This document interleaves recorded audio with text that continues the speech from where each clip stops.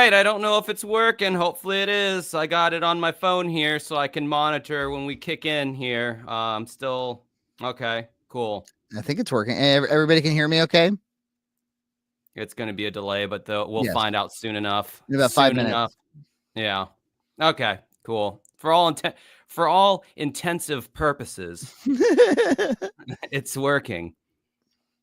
Hey Frankie, how's it going, man? Hey, how's it going? It's good to see you. Yeah, you too. I see half of my Discord, which I think is probably half of your Discord. Okay, shit. Now let me mute the volume on my thing. Okay, yeah, I've only done streaming like 100 times now. One motherfucker says, "Let's see some VHS tapes." Well, there are some over there. There's VHS tapes everywhere. Our crowds, our audiences are very incestuous. I don't know if you realize that. No, yeah, it took me a while, but yeah, you and I overlap a lot, and then there's like some kind of like there's more overlap from there. Like Jason Graves overlaps with us, obviously, and even like Zach the Slob, he's got some because he's making those Toy Story 2 remakes, and so he's got some overlap. So yeah, there's all kinds of diminishing returns on. Yeah, we poop back and forth. Is it a stretch for me to go out and say that you guys made Jason Graves? It's a stretch. Yeah, he was doing every SNES RPG for like a long time. We could take a little bit of credit, like this much credit for we did a Junt's Car at Sears, and then that inspired him to check out a Sears near him, and then that performed really well, like unusually well for his channel. I saw that. Yeah, I actually, like a creep, I went back through his videos because like I saw how fast his channel was kind of blowing up, and I was like, what the fuck? Like, because like there was a point where when I had him on my channel for a stream, I was like, well, I got more subscribers than he does, so like there's more in it for him to be on my channel. And then I checked back like maybe a couple months ago, and I'm like, this motherfucker got like 2,000 more subs than me. Yeah. Well, I think the Sears, the shopping success, because it's like you've been in that situation too, where you put something up that moves a bunch of people towards you, like just one video that might have been a departure, and you're like, oh, is this my whole channel now? So I think he probably was like, okay, I should probably do another shopping thing, but maybe I should marry it with the video game stuff. That's why he did the Goodwill video. And then I think you were inspired by, then you did CDs, and that was very successful. Yeah. I don't know if maybe I was inspired by it. I don't exactly remember what it was. I think it was just an idea of like, oh yeah, I'm allowed to like take my cell phone camera outside of my house and shoot something. It's, because you get into this headspace. Maybe you'll be able to agree with it. Like when you, especially like get into like a workflow routine of how you do your videos, you're like, it's got to be well lit. It's got to have a DSLR. Got to be a set. Sure. Can't just run and gun it. That's amateur hour. We don't do that over here. But then it's like, well, why? Why not? So yeah, no, it's true. I mean, every time I've had a modicum of success, it was when I wasn't looking. It was when I was making something for fun for a moment over here. But I guess the lesson to take away there is, like if anybody's trying to grow their channel, is like just keep trying different. I was having a big conversation in Discord about it this morning, where I think anybody who has an ascending YouTube channel will eventually run into the problem of servicing a core audience and then needing to do things that bring in a broad audience.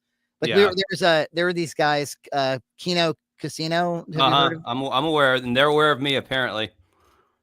They're aware of both of us. Yeah, so I guess they talked about us for a moment on a recent stream, and they said something like one of them was tweaking out, and they said like we could A-log these guys. I didn't know. I had to like a boomer like goes. I don't know. What's A-logging?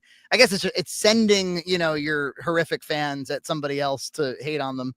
They're like, oh, we could destroy these guys, and I get like doxing is part of it.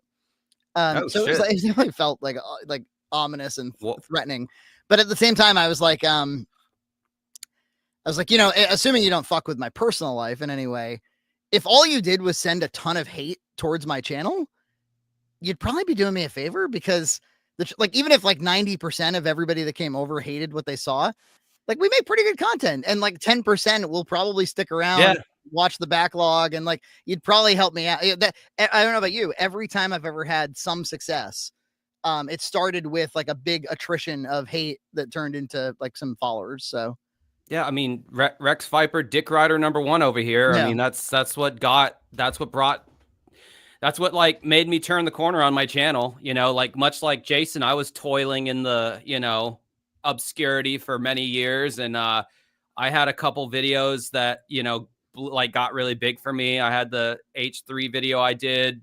Oh yeah, 4 or 5 years ago. It's almost at like 500,000 views, and then I did one about Apple products, and that got like 200,000 views. But yeah, then it just went back to the normal 200 or 300 views, like triple digit 200 or 300 views per video, and it's like, well, yeah, that's about, you know, that's about what I expect to see. But yeah, it was kind of like when I started talking about Rex Viper that like a community started to build, because there's enough millennial white guys who play music who related to me on some deeper level. Why white guys? Why can't black guys relate to you in any way? They just don't. They're already they just don't understand. They sense that I'm from the South and am probably secretly racist. Sometimes openly. No, I'm just joking. No, well, I mean, you're from Massachusetts, which is just as equally as racist as the South. I guess we're the bluest state, although my county that I live in, I think, went for Trump this year. So it's I was having that conversation recently too, where it's sort of Massachusetts is in some ways the inverse of Texas. You know, where like Texas is known to be a very red state, but it has these kind of like liberal pockets, epicenters. We're sort of that, like we're like the liberalist state, but we also have like blue collar Boston guys, and kind of like, honestly, like the town I live in is a little hickish. I remember when the axle on my 92 Subaru broke when I was a teenager. And I remember these like, kind of like Honey Boo Boo's mom, like some hicks that looked like Honey Boo Boo's mom saw me on the side of the road and were like, "You want us to put you in the car and we'll bring you back over to your dad's house?" And, you know, I let these people with their humongous liquidy fupas get me back to my home. Hell yeah. That's awesome. Somebody in the chat said, "I'll send Frankie the hate he wants." See, do you guys at home see how like a statement like that just feels so ominous? It feels so like, there's no punchline to that. That's just like a nakedly hateful thing to say. You know? Yeah, I don't know. I don't feel like I've gotten any, like, I don't know. The most hate that I like that I get is still true blue Cinemassacre truth, man. Can't go wrong there for the hate. Yeah. Oh yeah. Well, actually, I'm getting a lot of defenders in there now, because I guess I've passed the point of like he's grandfathered, just like a Johnny come lately guy who's just trying to cash in on the culture, and now they see that, like, despite their hateful, or I don't want to say hateful, because that sounds like some like liberal protester, like these hateful comments. It's like they're the KKK of angry video game nerd. Yeah, it's like they're busting my balls over there, and they seen that I'm not going anywhere, and I'm still making videos about Bimmy whenever I feel like it. So I think at this point it's like, maybe there's a little bit of authenticity to what this guy's doing, and he's not just trying to like get money and, you know, like leave the platform that I've been on for 10 years. Yeah, I don't think, you know, I've been seeing lately, you know, our Discord, for some reason, like some of those guys, the moment a video, anybody on the internet makes a video about James, they've got it. I'll be like, oh, maybe this is picking up some traffic. I'll click the video. It's got 3 views. I'm like, how the fuck did you find this? Like, they obviously just really like the topic. There was one recently that was about like the Angry Video Game Nerd movie or something. And anyway, the point is, I've been seeing more of that sort of thing, and some of them even have decent thumbnails or whatever. But I'm noticing that it's not like bringing in like a ton of intrigue. I think kind of the Bimmy topic is like, you know, there's nothing left to say here. You know, it's not helping anybody's channels grow, certainly. But we've talked about it before. There's always this critique of like, there's a belief that the worst thing you could do is spend any of your time talking about another content creator. And I still, maybe it's because I'm old and I come from like, well, it's okay to talk about celebrities, but maybe a lot of people still view like e-celebrities as not the same thing, that it's more similar to gossiping about a private citizen than it is talking about a celebrity or creator or filmmaker or artist. I've heard the term punching down before. Now I'm starting to hear that term on my channel. Oh, okay. And I'm just like, man, for me to be punching down is real. Like that's talking about stretches. That's a fucking stretch, right? Well, it means there. that they have turned their impression of James around. That means that they, like, probably 3 years ago, they'd be thinking that you were punching. Well, no, they don't say it in regards to if I'm talking about James. They'll say it in regards to like if I'm talking about like a Feldman, small. No, not even the Feldster. It's like like if I'm. So I want to like just one day on stream, because like I'll do my streams these days on Fridays. I'll pick a main thing, like say like we're gonna watch like Meatballs 4 with Corey Feldman in it, and then after that movie's over, because my chats have gone to like 4 or 5 hours now, which I didn't think I'd be able to sit in a chair that long, but here we are. Those sweet super chats keep me going. But I want to like do kind of like a no views thing, like what you and EJ did, and I was like, let's pull up some channels with really low subscribers and just look at their videos, and everyone's like, no, bro, that's punching down. And yeah. I mean, I remember when we did no views, I got some of that. They were like, well, isn't this going to make you look like shit? And I was like, well, I kind of just want to watch some, like, I'm just intrigued by short films no one's seen. I think here's the difference. What I feel like, my estimation, the difference between people, and I hate to like put it in these terms, but here we are. The difference between people like you and me and these hate watch channels who pick one person or one podcast and all they do is make videos on that one person, is like, when you get to the point to where, like, if Corey Feldman sneezes, there's a certain channel out there that's going like, oh, that bastard Corey Feldman, what a cringe piece of shit, he just sneezed, oh my god, that was so cringe. It's like, yeah, that's a little different than like me being like, I'm keeping an open mind. If I go to this small no subscriber channel and I look at their video, I'm keeping an open mind. I might like what I see. I'm not going in with the express purpose just to tear shit down. Like, I'm not like a bully, you know, like but the things that I happen to talk about happen to not be very good a lot of times. So I could come. Well, that's why, you know, the secret, like, we had the same problem with no views, and I think John saved it, because John did pre-screenings,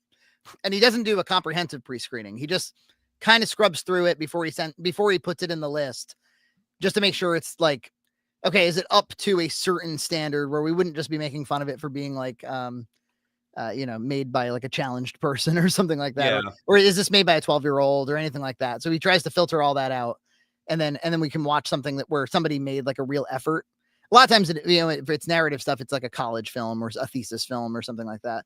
It's hard though, because we like to keep them down to like 4 minutes, and you there's not much you can do. I mean, you can do a lot in 4 minutes, but a lot of people don't do a lot in 4 minutes. Or we always say, like, short films, you know, the maximum potential they have is to hit you with like one punchline. You know, like it ends up taking on the construction of like a joke. Even if it's a drama or something, there's like one twist, or there's one little like haha, or one little clever moment, and that's kind of all the movie can do. But we love doing it at Halloween time. We used to do it in the off season too. Maybe we'll do it again. I don't know. They're easy to do. They edit quick. Yeah, I could imagine. So probably not necessary, but for anyone just joining the chat or who's been waiting or whatever, like I previewed this at 7 p.m. EST, and there was already like 80 comments before I even started the stream that I'll never be able. This is not going to be a very me reading comments heavy segment, because I actually have another person here that I have to interact with. So I has to. I obligated. I totally didn't reach out to him on Twitter and DM and ask him he wanted to do this. Unfortunately, I have to talk to fucking Frankie. Yeah, I had to kick my ex-girlfriend out of my house, who was being overly emotional like 5 minutes ago, because I have this Frankie live stream, because I told you I'm speaking of Frankie, didn't I? I'm not. These are all based on true events. I'm not even lying right now. She's like drunk on my kitchen floor, and I'm like, I told you I had this thing at 9. I'm gonna need you to not be drunk and sad in my kitchen while I go. And anyway, we share a lot of the same audience, this guy and I. Frankie, for some reason, some way, people are still. I mean, I haven't been on the Red Cow Arcade podcast in forever, but people are still saying, "Oh, I found you through Red Cow." I mean, I hear that all the time. Well, that's So nice. yeah, it's great. And I haven't given you a red penny of my earnings. It's fine. It's fine. Look, we have day jobs. Everything we do after work is all it's for fun. Somebody contacted me yesterday. They want me to do an intervention with you. With me? Yeah. They do. Let's see, what do they say? I'm trying to find it. Oh my God.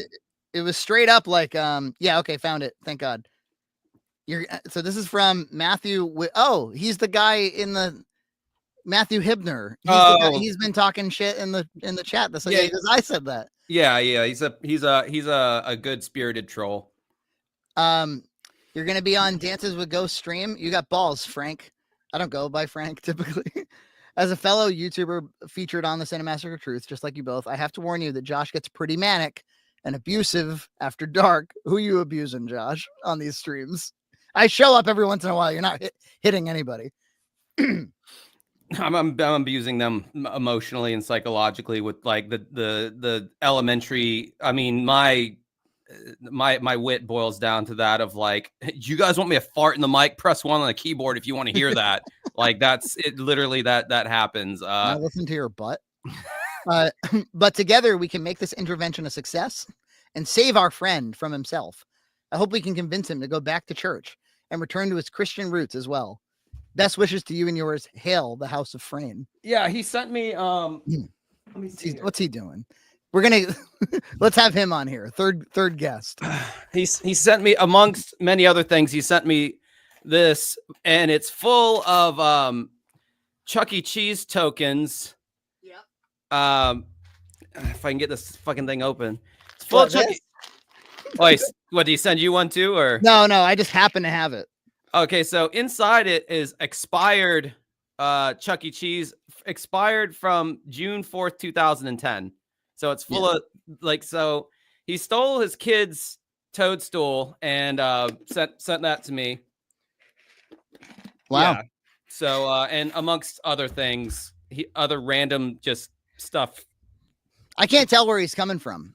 He sent me this thing too, which, Oh, I like that. Still lights up and everything. I have some of those perler bead behind here. I've got oh, you know what? I'm gonna get it just because it's fun. Look, ready? He's the angriest gamer you've ever heard. Oh, nice. And there's also one of these. Now, I must have bought these in 2014, 2015, something like that. And it would have been at Rhode Island Comic-Con. It was just somebody at some booth. And I was like, oh, that's kind of niche. At the top, here they are. So a lot of times he's just staring at me while I'm recording, while I'm pantsing him. There he is. What room are we in tonight, Frankie? I feel like we're not. I feel like we're in like the lounge. No, you're in the same old. You're Oh, there's shit. the arcades. This is a rare behind the scenes thing. I've never seen any of that. This just feels a little bit more comfortable. You knew you were in it for the long haul tonight with me, so you want to get as comfortable as possible. Yeah, maybe have like a streaming brand. This was where I sat. And then right over here, Jason Graves sat, and I edited all day. My kid was over there, Roblox. She was on the phone with her friend playing Roblox. I was trying to focus on editing. God damn it, it was hard. And Jason got kind of into it. He kind of, I think he started to enjoy the trying to understand how Roblox works and what it is. If only I still don't understand. If only I could smell that seat. That'd be. Oh, come on, Jason doesn't smell. He's young and a nomad, but he doesn't smell. Oh, I didn't say it was necessarily a bad kind of stink. It's just, I don't know. Florida. Well, he would have brought a little bit of swamp ass. I mean, he drove like 11 hours to get there. You got to be cooking up something. We had a very nice time. He came up, I think, to see some friends in Vermont or something, and then like a couple days in advance, he was like, "Hey, any chance I could see you guys?" And we were like, actually, do you want to do Black Friday and the Christmas special? It was like, oh, you guys are doing that. So it was, it feels like a very unlikely thing that he would be able to participate in like big content like that. It was really fun. It was Yeah, great. I was very surprised to see him in the video when he made his appearance, and like even when he did the stream for my channel, I was like, talking about like, so yeah, I do it on Friday, blah blah blah, this time. And he's like, I think he said something like, so am I driving to you, or like how are we doing this? And I'm like, oh no, we were just gonna do it on the computer, like Oh, over yeah, the he's internet. willing. Yeah, he's like, oh, I mean, I don't care. It's not that far of a drive anyway. And I was like, damn, dude, you're a dedicated motherfucker. Because I was like, Here's the thing. I'm gonna go to Goodwill and buy out the whole fucking place and then give it back. He is like a like a Saint Francis of Assisi's kind of figure, like a man of the wilderness. Like not materialistic in any way. He'll just let things go. He's in come the on. chat. So I'm just trying Oh, to. I'm aware that that Jason's aware. Jason is aware. Jason's a shrewd businessman. He knew what that ad revenue was gonna. He knew the ad revenue was gonna be a sweet payday. Yeah, yeah. We had fun. I remember. I was like, Nina, Jason's great, right? So she's like, oh, he's great. He's like, she's like, I love him in that way that you love young people, where you're like, you young dumb bastard. You're just young, I remember being 10 years ago. I never was quite like him though. I never was like just like available to drive elsewhere. No, I was I would have been like 26, just starting my channel, like doing really crappy videos. Like, yeah, I still had hope back then though, for sure. I had a lot of hope, and like the future looked exciting and like full of possibilities. And now it's just like, well, this is what I'm doing. Give me some Michelob Ultra. Set me in front of the computer every Friday, and maybe I'll make some super chats, some schmagoigans or whatever he says. This is gonna sound a very like my kids type of comment, but I just like, so there was obviously before I had a child, and there's after I have it, and I think you talk to any parent, they'll describe it that way.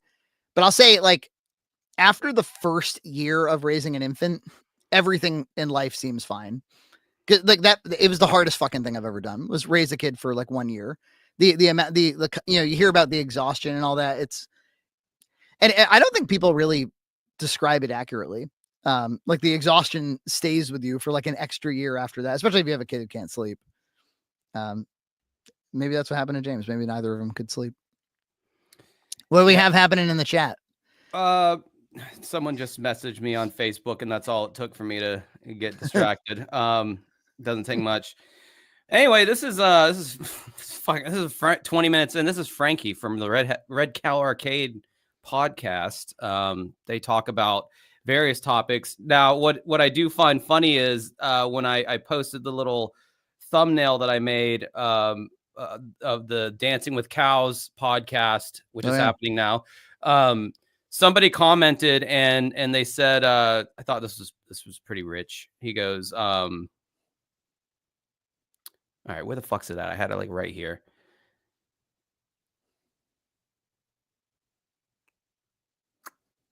All right, you know what? I don't, but I'll bring it up because it'll take 2 seconds. You stupid fucking idiot. Talking to myself, of course. Like I was like, make sure you save that comment because that'll be funny to bring up. And then I didn't. I just didn't do it. So having kids is 70% cleaning up after the trash in your house. Well, that's my kid has a crafts. There's always some little fucking project going on, some industriousness that we're like, are you done with whatever the hell this chaos is? Can we put it away? My nephew just he just like causes chaos. He like I was over there the other day, and the thing that kind of like took the cake for me, because there's like your typical child mess, but then there's like the extreme child disasters. I just saw that they had this like white like sofa, and it just had these like purple marker scribblings all over it, and I'm like, did Ezra scribble all over and she's like, and my sister-in-law is like, yeah, I left the room for like 5 minutes and I came back and he was just doing that. Mm. And in my head, I'm just like staring into the distance. I'm like, oh my God, that would not compute with my OCD. I might have to rehome the kid after that. Yeah. Yeah. But No, it's true. Your whole clock gets set to them, basically. Somebody asked if I have any badass laser discs after. I don't know if you saw. I did. I went up to Canton, Massachusetts, and bought a shitload of laser discs. I saw that. Yeah. And no, but that same guy, he has a lot of laser discs left, and yeah, they're B tier, but they're pretty good. And he's dropped the price to $3 per laser disc, and I'm the only one buying. You feel like you found this like well of money and you didn't want to get greedy, so you only took like 60% of it, but in the back of your mind there's that other 40% that's there for the taking. Bingo. And that's exactly what happened. I was like, you can't buy his whole collection, including the porn. But maybe I'll go back and Laserdisc porn guy, exactly, Mono. Okay, $3. Oh, Jason wants some. Listen, Jason, let's talk. Maybe I could get you some of these. Frankie's gonna wipe out that guy's Laserdisc. There's a very good chance I will. I'm much more into them than I am tapes. Josh, you've been accused of being a hipster. Here I am with tapes and Laserdiscs. Like, I'm right there with you, man. My hair's not a different color, but I got the Laserdiscs for the crowd. I don't remember who asked this question or where I heard it from, but somebody posed this question, and it really kind of made me think, like, are there even hipsters anymore? Is that even like a viable like term these days? Like, I knew what it meant like 10 years ago, but like now it's like, well, what even is a hipster at this point? Yeah. When I first heard the term, I knew exactly what it was. Yeah. The year was 2004 or 5. It was skinny jeans were very involved. Irony and sarcasm, a little bit of edginess. Like, you wouldn't have necessarily been like the wokest person in the world if you were a hipster, which I feel like maybe you would be now. I don't know. I feel like some kind of glassware aesthetically, like framed glasses. Yeah. Some maybe you'd wax a mustache comically. Right. Yeah. It was all ironic. Everything was ironic, like, look at this handlebar mustache that I put a great amount of time and care into developing, but it's all funny though. It's all for the yucks. It's all ironic. EJ's in the chat. He said hipsters are 40 now with office jobs. Yeah. Bingo. So when I posted the thing in my community, now they just call it posts, but it used to be called like community tab or whatever on your Facebook page. Somebody comments going, so when I said I was having you on my live stream, they go, really riding out this Cinemassacre thing, huh? Oh yeah. Oh, I did see that. Yeah. Yeah. Just like, well, first I commented, I'm like, well, you just shown that you clearly have no idea like what kind of content these guys do, but I just like, I'm amazed that like, because I think you guys kind of get it a little bit worse than I do at this point. Because like I feel like I've put out, and I mean, you guys have too. You've put out a shit ton of varied content since the, you struck black gold with your run of Cinemassacre stuff. But like, I feel like y'all guys get it pretty bad. But with that being said, let's talk about that new Cinemassacre video that came out of James's booth at Mag. I have things to say, and I haven't talked about them on my own podcast, so you can get an exclusive.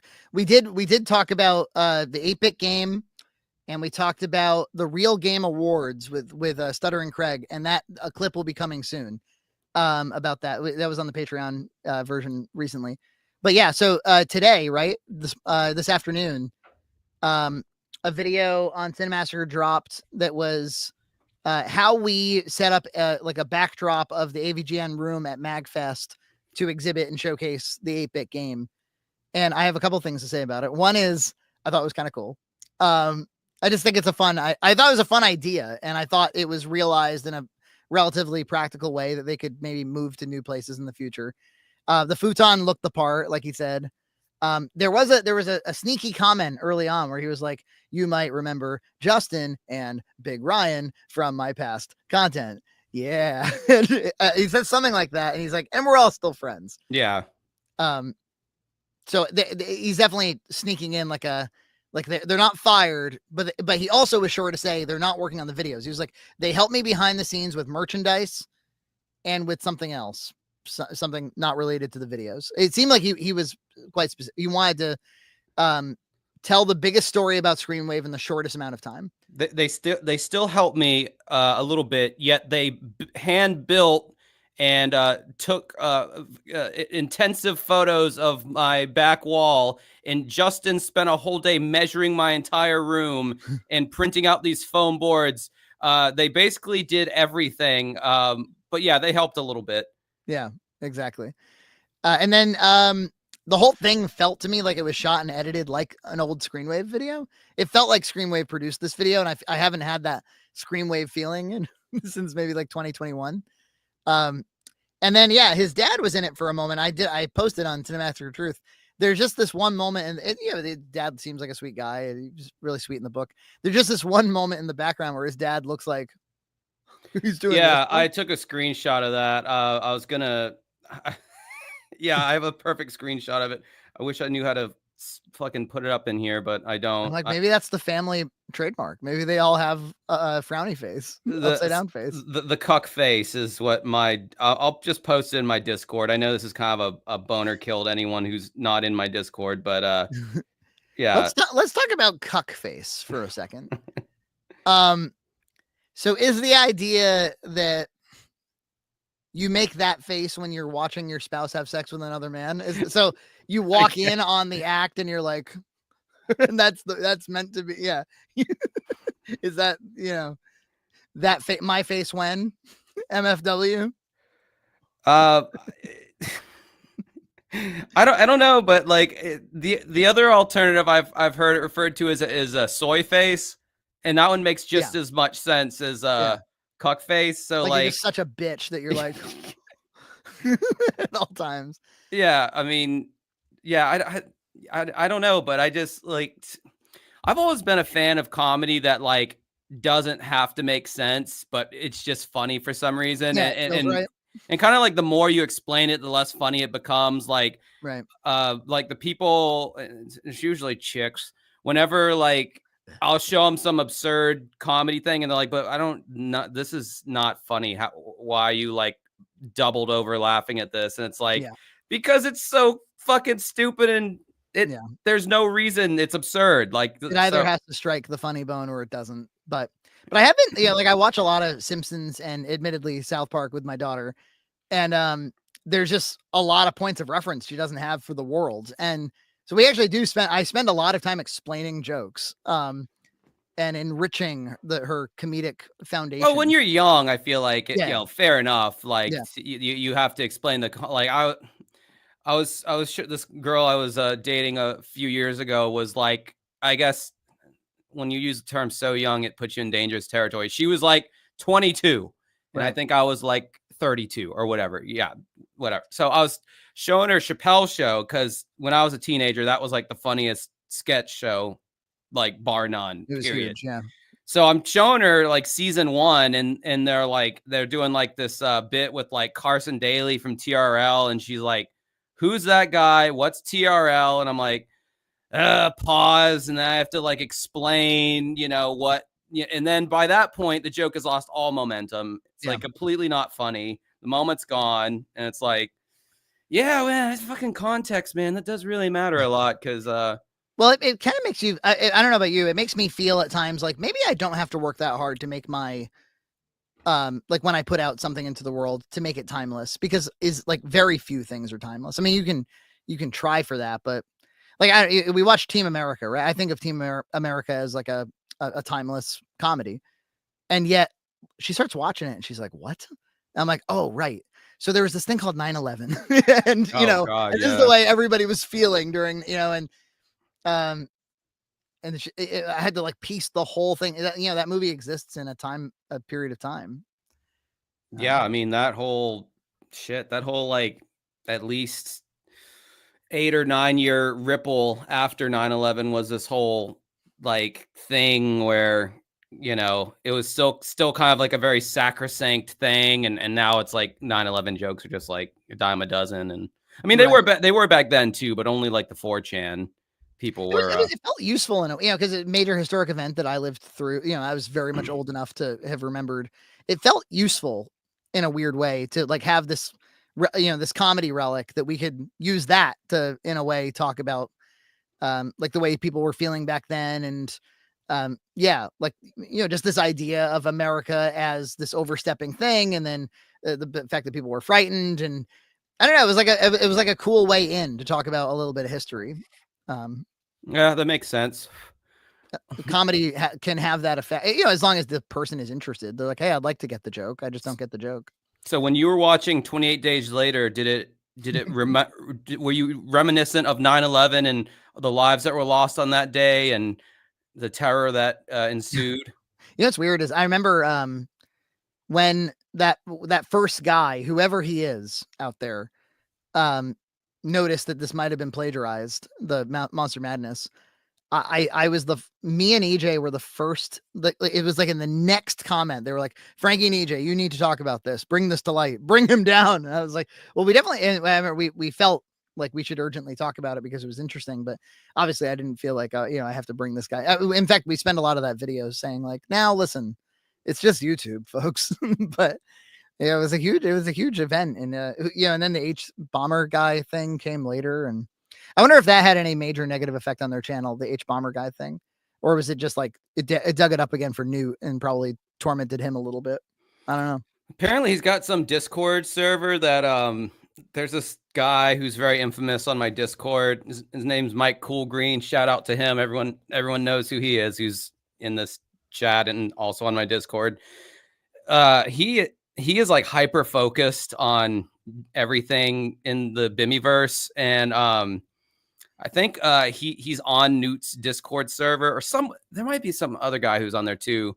And they're like, yeah, he'll add you to his server, but he's like real sensitive about that plagiarism thing. So just like don't bring it up because like you'll get banned immediately or whatever. So it must happen all the time, right? Oh yeah, it's funny is I don't know if you've seen this, but on one of my live streams, I finally watched the AVGN roast, which I didn't even know was a thing. Yeah, I remember that stream. Yep. Yeah, and so Newt went up there. I think he was like last, and apparently he played like I know for a fact he plagiarized one of the, but apparently all of his jokes were plagiarized that he did. Awesome. And yeah, like I knew the bit he was doing. He was doing like a Norm Macdonald bit when Norm roasted Bob Saget, and Norm just read from like this old 1950s joke book, and they were just a bunch of just really bad, just groaner kind of jokes. And that's what it was like anti-comedy. So that was funny. Yeah. And it was Norm Macdonald doing it. No, it'd be really funny is if I just plagiarized the entire channel. So not only did I recognized that bit right off the bat. I was like, is he really doing? Because like Newt was just saying like a bunch of like kind of like semi like just corny things that you would like very PG things about James or whatever. And I was like, oh, he's doing the Norm thing. And then come to find out he was doing like he had copied like Gilbert Gottfried during one of his he was at some roast, and then he did like someone else or whatever. I think he did the joke about Justin had to choose between jelly donut and something else as far as what he was going to wear, some stupid thing like that. But yeah, so apparently Newt's just like plagiarism is like kind of his thing. That's his bag. He doesn't seem like he's like the most. I mean, he obviously has like a drive to create stuff, but I'm not sure. I think sometimes people are more interested in like playing the part of a creator than actually having something they want to say. Because if you have something you want to say, then it's not conceivable that you would plagiarize it. But he somebody I think it was on Cinemassacre Truth, they were like, if ChatGPT had just existed 3 years ago, would this whole thing have never have happened? It's like, yeah, no fucking way. Newt would have been GPTing the hell out of that thing. Absolutely. I've still never even used ChatGPT, but oh dude, I definitely use the Photoshop has this AI feature now, and it's like super helpful. You're talking about the generative fill thing? Yeah. I use that to make that Dancing with Cows thumbnail. It's like, wow, it actually worked. I mean, I was experimenting with it once, and I couldn't get it to do anything I actually wanted it to do. It was doing a lot of things. I just put a square, a selection square around your body, and I typed wearing a turtleneck, and there was some fragments I had to erase and all that, but it like reshifted your neck to where it looked like you were actually wearing. And then I was like, a wood library with wooden shelves and a fire and a green rug. And then I was like, that's all right. Cause I was just trying, if I'm doing like an actual thumbnail for one of my like highly edited videos, I'm not really going to use it that much. But every now and then, like, it'll just generate assets that, like, if I go on Google and I just want like a PNG of like an upward trending red arrow, and I just want a PNG of that, like all these PNG websites want like $20 for that asset now. It's like, fuck you. I'm not paying that. Like, I just today I took a certification exam for something, and it was after like a 3-day class on it. It's just another notch on the belt, like in IT, and normally the practice exams are $105, and and that's on the cheap side for a thing like that. But I was like, hey, ChatGPT, can you just create a sample practice exam for me and then grade me? And then I did. And then, whatever I was weak in, I was like, can you do a new version of the test that's all the stuff I'm weak at? There's the amount of creative solutions that you can use it for are kind of endless. But it's like I was talking to somebody recently who said, well, I'm just, I don't use it because I feel like I would have to learn a new thing. And I was like, that's interesting, because to me, it feels more like learning how to work with a new person. It's like having an assistant, or, you're still the judge. You're still the person that needs to decide what a good outcome would be. You can't just publish slop. But we talked about it on the pod not too long ago. There is this kind of like pendulum swing, this overcorrection, this overreaction to anything that's AI whatsoever. And I think it's really fucking dumb and really low IQ.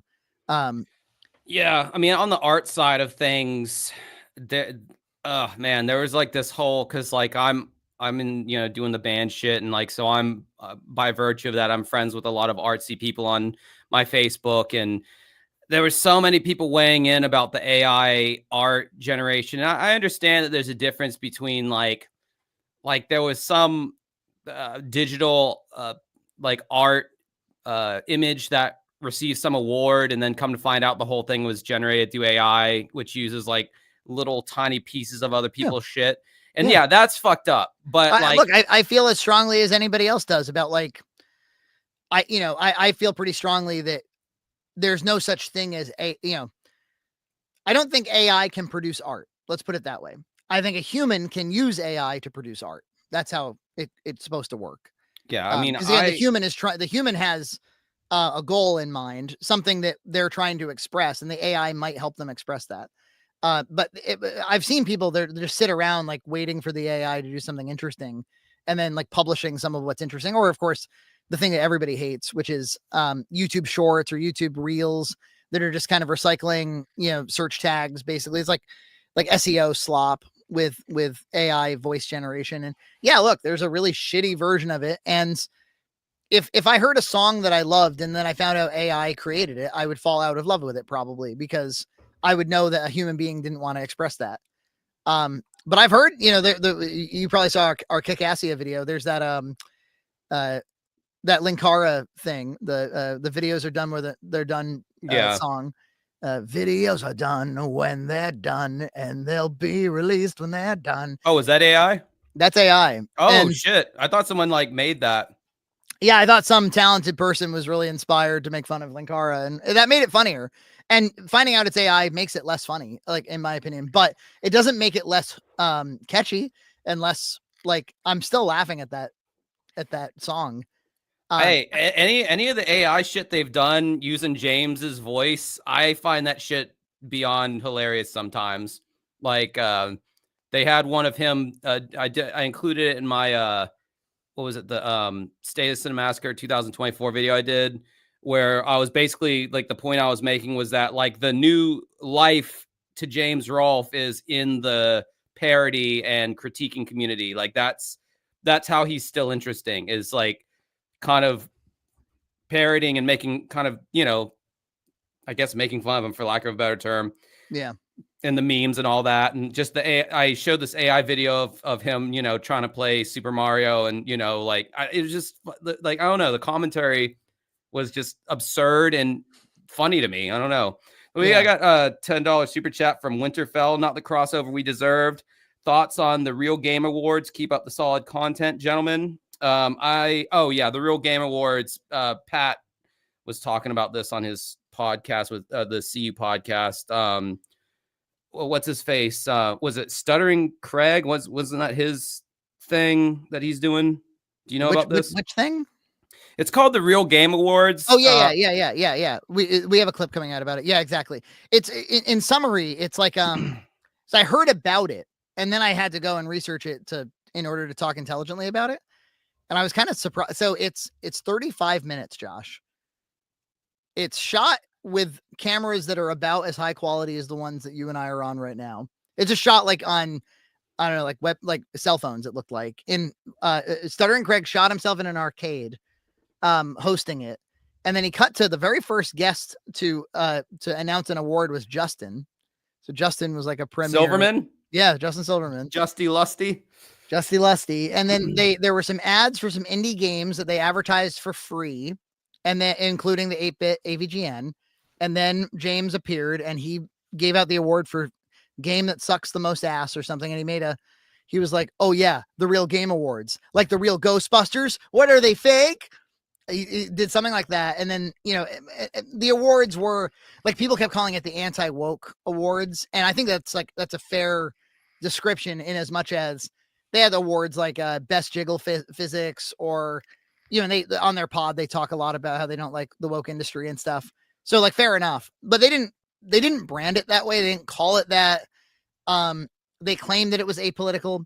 But what I found the most interesting was the whole time they're going like, go over to realgameawards.com and become a voting member. And so to become a voting member costs $30. Yeah. And so it's basically, the whole thing is a big Patreon sort of campaign. Grift. And then I guess, the big drama, if you could call it that, was they gave their best award to a game called Nightmare Cart that was developed by a trans developer who hates them. And, they tweeted pretty angrily at Stuttering Craig, and Stuttering Craig was like, well, you get the award whether you want it or not. We're just, and I saw there's like an MSN article that said like the fucking anti-woke awards gave it to a trans developer, those morons. I was like, well, actually, isn't that kind of a point in Craig's corner, that like he would be willing to, like, he's not so anti-woke that he won't recognize like a developer that made a good game. But anyway, the most interesting piece of it is that James appeared on something that has the potential to be so politically. Yeah. See, it seems like his handlers would have nixed that in the bud. It's like, but it's all very clear when you realize that Justin wanted to promote the 8-bit game. Justin appeared on the thing, and then they made him do it, and it was all to promote the game. 100. Although you look at the thing has 65,000 views. It didn't light the world on fire. James does not have the super massive black hole size pull that he once did. That's for goddamn sure. Yeah. Like I mean, I just take one look at his Rex Viper channel, and I'm just like kind of blown away at just how, because back in the day there was like 3 or 4 like IPs on his channel, and they all kind of like received the rewards of the success of AVGN, like Board James and Monster Madness, and it's bullshit and all. Like they all did well, I guess because it was so like James adjacent enough for people to be like, all right, I can get on board with this. But like, I don't know, it's just funny to see that like his poll just like kind of receding to like, it's like the end days of the war when the Nazis are having to like recede back to Berlin because they've just lost all their footholds, and like, oh, we're just gonna have to stay here, this one thing, and just hold tight until even this collapses. It's kind of like the end days of World War II. It's kind of like what's going on with I just compared AVGN to the Hitler, the Nazi Germany. Yes, I did do that, and not in a way that people bandy about the Hitler term these days. It was in a fucking historical context, if you will. But there's almost like a natural law taking place with the Cinemassacre channel, which is anything that's not AVGN seems to be suffering more than ever, and AVGN itself is relatively untouched. Like it's Yeah. still it hits 1 million, no problem, generally speaking, unless it's a total departure kind of a episode like Horse Prince or something. But generally they perform, and yeah, it's like a weird it's like the thing, whereas at one time he was able to drive traffic to these, kind of various streams that he wanted to do. I mean, I arguably, still think of Board James as coming out like recently, but like I was like, oh my god, it came out like 15 years ago. It came out a long time ago. Because he appeared in that's why we brought it up. He appeared in Kick-Assia at Board James, and that was in 2010. So I'm going to read this super chat real quick. Then we're going to get into Kick-Assia. $5 from Level Redesign. Josh, you excited for that Rex Vipers? Are you as excited for that Rex Viper CD as I am? Yeah, I because if it's a CD, I'm going to assume there's going to be some tracks on there that are not, they don't have their own little crappy music videos. So long awaited, as he put it in the video. That's a Level Redesign is Zach. He's one of our slobs, and nice. And he's the one that he's remaking Toy Story 2 for the N64 in Unreal Engine. It's fucking amazing. I feel like your fans are like a lot smarter than mine. We talk about farts and boobs, and your fans are like redesigning video games. There's a gulf. I think managing a Discord is always hard because like either you'll enjoy the conversation and styles of conversation or you won't. And it's kind of on you as the person who's in charge of it to like set the tone. There's been people who have just left because they were like, I didn't realize, whatever. But or I didn't like what was being talked about in the eThought channel or something. But yeah, I guess I feel pretty good about our fans normally.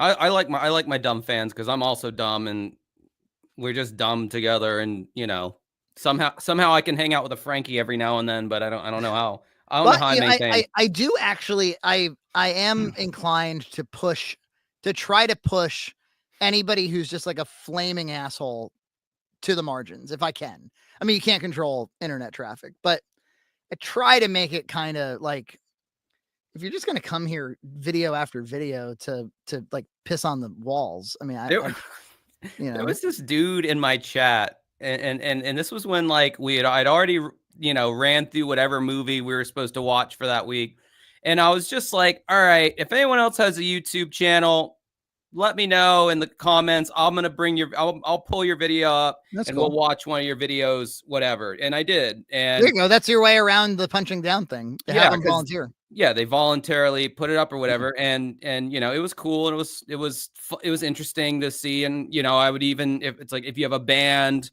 with a music video or even a song, we'll play that and listen to it or whatever. I'm on a completely different software if I'm interviewing someone, so I can't do it on StreamYard. But when I use OBS, I can do that kind of stuff. You could probably do it on StreamYard, but I haven't spent the time figuring it out. But I pull up this one guy's channel, and he's like, he's a big kettle corn guy. He makes kettle corn. That's his world. It pulled him out of this pit of depression. Nice. And we're watching his video on how to like make it and all that, and it's like the most wholesome shit you could want for anybody. And there's just this dude like in the video, he's talking about how much he charges for like a pack of kettle corn, and there's just this like guy who's just like on his ass about it, and they're just like going back and forth in the chat, and I'm like, bro, this guy like climbed out of his rut of depression through this thing, and you're like shitting on it, like straighten the fuck up. And he didn't, and I was like, I'm sorry, like you're banned. I don't deal with that. Like that's not like that goes beyond just like playful whatever that it is that we do on here. It's like that's just straight up you're being like malicious to someone who is like, you're being evil. Yeah. I mean, depression is a bitch, I mean, thankfully I haven't experienced a whole lot of that. Anxiety is more my thing. Really? But you suffer from a little bit of anxiety? Oh, a lot of anxiety. Yeah, no, I mean, is it just like an irrational kind of like baseline anxiety, or like do certain things cause you to feel it? Oh, I've got phobias. I've got generalized. I'm not like reclusive. Like I'm functional, but like I'm terrified of flying. Like Oh wow, I didn't know that. I don't particularly love being on highways. Travel is going to be a difficult thing for me if I ever have to do that. Like trains would probably be the only way I could do it right now. I'm actually What if you're like you're driving in like a very busy city? Oh yeah, no, that's Yeah. well, if as long as it's not a highway, if I'm in just like a city and there's like stoplights and shit, like I can get around that. But there's something about like barreling down a road at Yeah. like 85 miles an hour with other 2-ton hunks of metal and like one wrong move and you're dead. Like it Yeah. just like gets in my head a little too much. Really tall bridges with narrow roads, perhaps. Oh, yeah, tall bridges are out of the question for me as well. And I remember when I lived in Los Angeles for like 6 months, what was unique about anybody who's lived out there knows they're like 7-lane highways and it's wall to wall traffic. So you're completely, if you're claustrophobic, like driving on LA highways, you're just like, oh, I'm just stuck in my car. Like there could be, if I had an emergency right now, I'd be really fucked. Yeah, and that's the experience I kind of feel when I'm on mostly any highway where it's like just road and trees for miles and miles. So yeah, I always think about how in the cold, like when I'm sure like people from Minnesota and Canada and stuff probably experience this way worse, but things can go so wrong in the cold. So yeah. fast.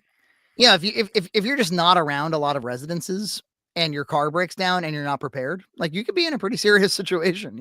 That's why there's this movie, not to be confused with the Disney one. There's a movie called Frozen from 2010. I've seen that one. Yeah, and I have to tell people, and I have to distinguish. No, it's not the kids one. Yeah, it's a pretty. There's some like wolves in the movie that I don't care for. That I think kind of breaks the reality of it. But yeah, it's about 3 people who get stuck. They try to take a ski lift one last time before the place closes, and then they power the whole place down for the weekend, and they're stuck on the ski lift, and there's no hopping off of it. You'll plunge to your death, or you'll break your legs, and yeah, there's wildlife out there and stuff. And so they're stuck on a ski lift for like a 3-day weekend, I think it is, in -0-degree weather. And I'm like, this is a really good horror premise, because that is actually kind of how the cold works. Where like you're fine. You have the amenities of daily life and modern technology, and then like a couple of failures, and you're in a. That's what old men worry about. Yeah. Like my dad is like in constant fear of this sort of thing happening. Yeah, that was a really good movie that not many people saw. That was like that Bad Boys movie that came out in like the 80s with Sean Penn. Oh yeah, and not then to be confused with. and you always like, if you could try to look it up, like all you're gonna get is Martin Lawrence and Will Smith, and it's like, no, not that one, the one in the 80s with like Sean Penn. Like that was a really good movie. Like they used to show that movie on like TNN or something, like on cable when I was a kid, but like it was obviously very heavily edited.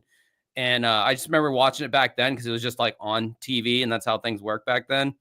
And I was like, man, this is like a good movie. And I'm like 11 or 12. I was like, I don't like old movies typically, but I really like this one. And I downloaded it, and anytime I get the chance to, show the whippersnappers out there that just this hidden kind of a hidden gem of, I guess, the 80s or maybe late 70s. I don't know, but yeah, that's another good one. But yeah, it's funny, like old men being afraid of like just the elements. Like Bill Burr is constantly talking about like he's like terrified of like the ocean, and he's like, why would you go on a cruise in the middle of the ocean? Are you fucking insane? Oh, dude, it's brutal.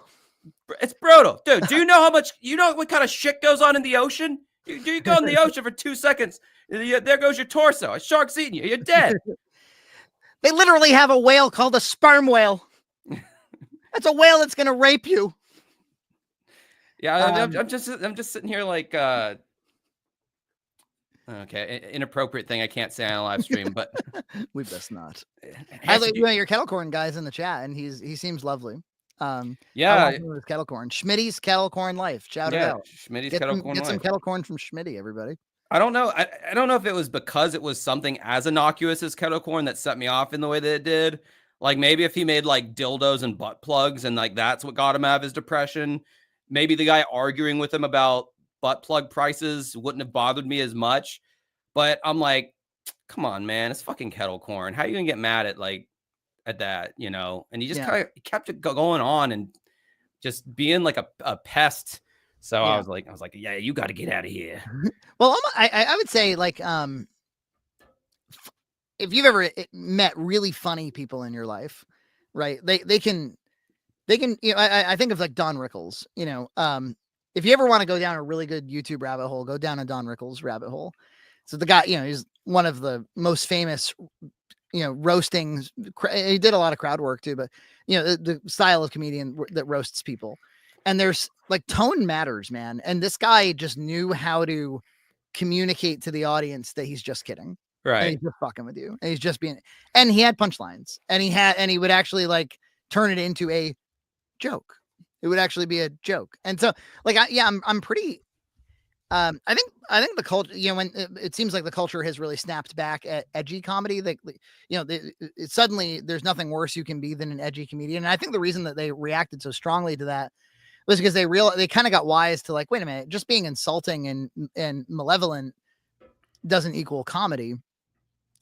There's a version of there's a funny person out there that could make some light of Schmitty's kettle corn while he's pouring his heart out, where we would all laugh and Schmitty would laugh too. Right. You know, where the tone is right.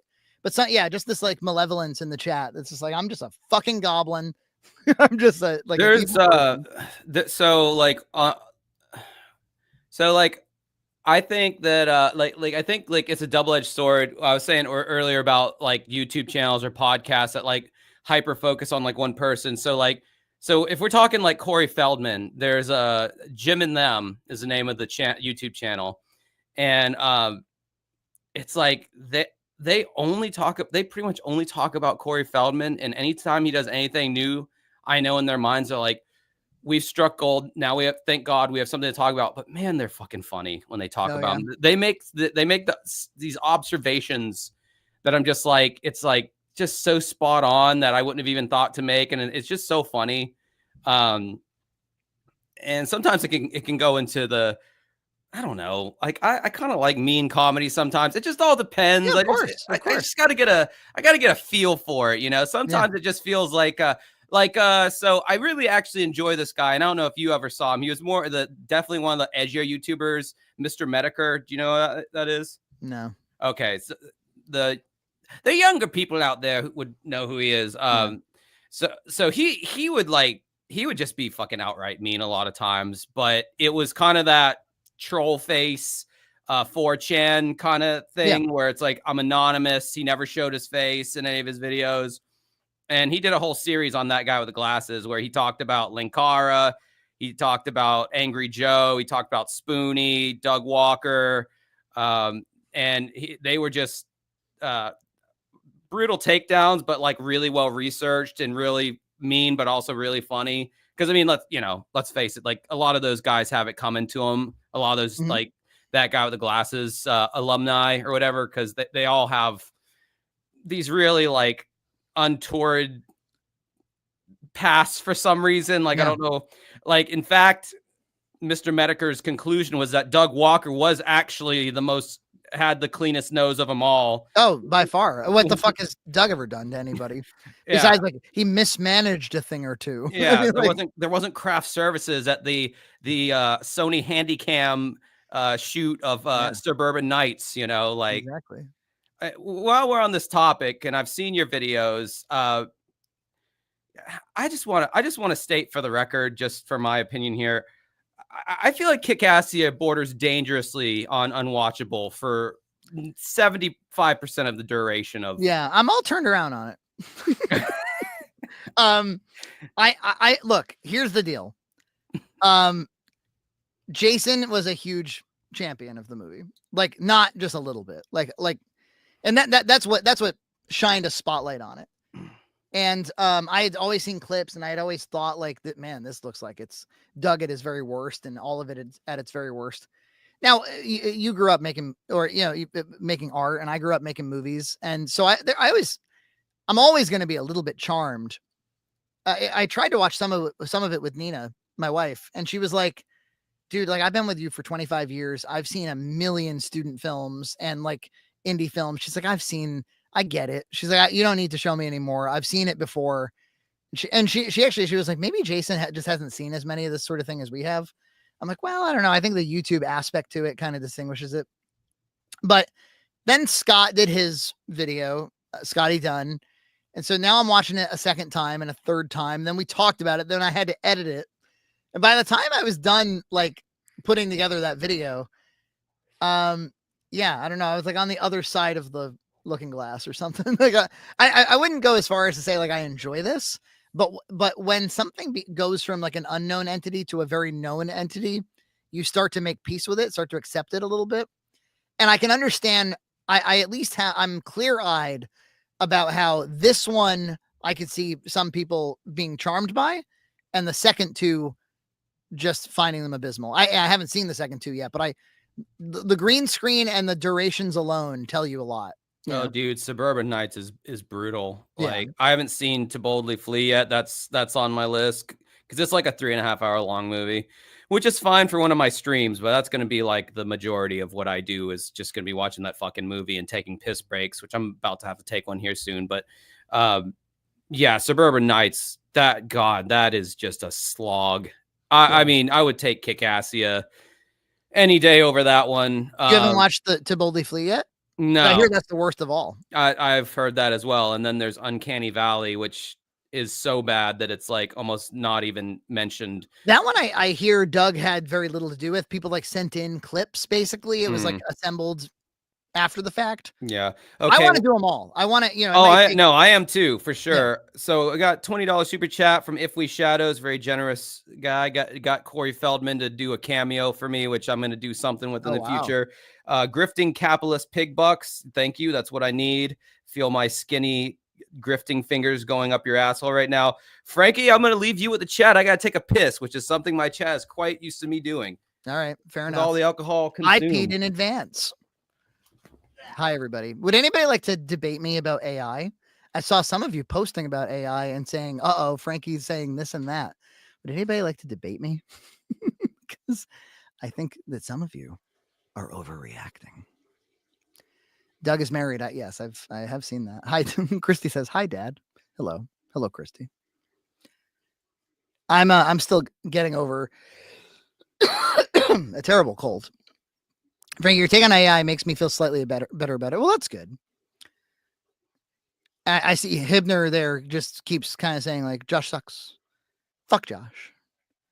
Josh needs to die. Fuck Josh.